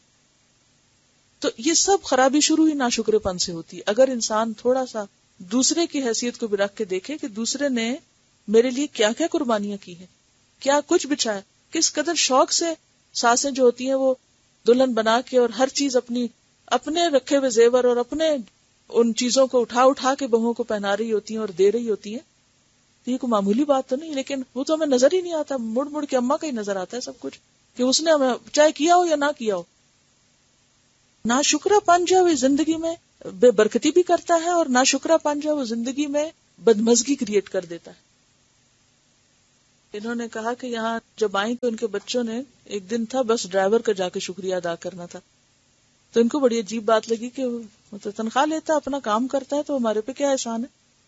یعنی انسان عام طور پہ سوچتا ہے کہ اس کا کیا شکریہ، لیکن بات یہ ہے کہ چاہے کوئی کسی خدمت کے بس پیسے بھی لے رہا ہو، آپ دکاندار سے بات کرتے ہیں، کوئی چیز لیتے ہیں پیسے دے کے، لیکن اس وقت بھی اگر آپ تھینک یو بول دیتے ہیں تو اس ایک تھینک یو سے ماحول میں کیا پیدا ہو جاتا ہے؟ ایک خوشگواری پیدا ہو جاتی۔ لیکن عام طور پہ ہم سوچتے ہیں یہ تو اس کی ڈیوٹی تھی، یہ تو اس کا فرض تھا، بھلے فرض ہو۔ یعنی شکر گزاری بیسیکلی دلوں کو کھولنے کا ذریعہ بنتی ہے، محبتوں کو عام کرنے کا، فضا میں رنگ بکھیر دیتی، ایک کھلا ماحول ملتا ہے۔ اس سے مجھے یاد ہے کہ وَمَن يَشْكُرْ فَإِنَّمَا يَشْكُرُ لِنَفْسِهِ، فوری ریوارڈ ملتا ہے، فوری ریٹرن آتا ہے۔ پیاری استاذہ السلام علیکم. In class you gave us the homework to count the blessings or ihsanat we received from our parents. And you did mention that it is difficult for people to acknowledge that, especially in front of their own parents, which is also very true. Sometimes when my son is not listening to me, I say to him that okay, I'll go to visit my parents for a while and stay with them if you don't need me and you're not listening to me. And he says, no, if you go, who will cook for us and wash our clothes and do chores for me? This makes me think, is this all he can think of for me? Getting back to the topic, I started to think how to overcome this hesitation and what method should I adopt to thank my parents. As you asked the students for their ideas in the class, the thought constantly kept swimming through my head. Then all of a sudden, alhamdulillah, Allah Ta'ala made me remember that my mother listens to the online class from Abu Dhabi. So I did dua that she is online at that time too. Alhamdulillah, I found her and thought that this is my opportunity. Ustaza is saying in class that we have to count the blessings that we receive from our parents and we have to say Jazakallah khairan to our parents. So I will avail this mawqa right now and right away. So I am saying to you and Abu, Jazakallah khairan for all that you always and always have done for us, your children, and all that you continue to do with your unconditional love and selfless dedication to me and all of us. Mama replied, we do dua for you all. Abu replied, Pyari beti, we are proud of having a daughter like you, so loving and caring. We always pray that Allah may bless you with happiness and contentment, sukoon qalb in life. Ameen. We also pray that other children follow on your footsteps and make their parents proud. We are anxiously looking forward to be with you soon, inshallah. I end my letter to you, my dear Ustaza, with love for the sake of Allah and du'as and jazakumullah khairan kaseeran abadan, because Ustaza, you are my ruhani parent too. Wassalamu alaikum, aapki shagirda. وَمَن يَشْكُرْ فَإِنَّمَا يَشْكُرُ لِنَفْسِهِ. اگر ہم ماں باپ کا شکریہ ادا کرتے تو ان کی دعائیں لیتے ہیں۔ ماں باپ تو ویسے بھی چاہے ہم کریں یا نہ کریں وہ ویسے بھی دعائیں کرتے ہیں، ان کی تو نیچر میں ہے، لیکن اگر ہم کرتے ہیں تو کیا ہوتا ہے، اور زیادہ دل سے ان کے نکلتی ہیں، اور جب اور دل سے نکلتی ہیں تو وہ قبول بھی ہوتی ہیں انشاءاللہ۔ اور اس کا فائدہ کس کو پہنچتا ہے؟ خود ہی کو پہنچتا ہے، واپس پلٹتا ہے۔ تو یہ بہت اہم ہے کہ شکر کرنا ہم ہی کو فائدہ پہنچاتا ہے دنیا میں بھی، کہ باقی سارے اچھے اخلاق کی گرہ کھل جاتی ہے. اچھے اخلاق ایک کے بعد ایک انسان کے اندر آنے لگتے ہیں، اور پھر وہ ایک طرح سے کی ہے، جیسے قرآن کی ہے، کھلا سورۃ الفاتحہ پورا خزانہ آگے سے کھل جاتا ہے. اسی طرح اگر ایک صفت یہ انسان کے اندر آ جائے تو بہت سی نیکیاں کرنے کا موقع مل جاتا ہے، رستے کھل جاتے ہیں دنیا میں بھی، اور اس کا پھر ظاہر ہے کہ جو دنیا میں کرنے کا موقع ملتا ہے تو انشاءاللہ قیامت کے دن اللہ تعالی الہ الا انت نستغفرک ونتوب الیک. السلام علیکم ورحمۃ اللہ وبرکاتہ.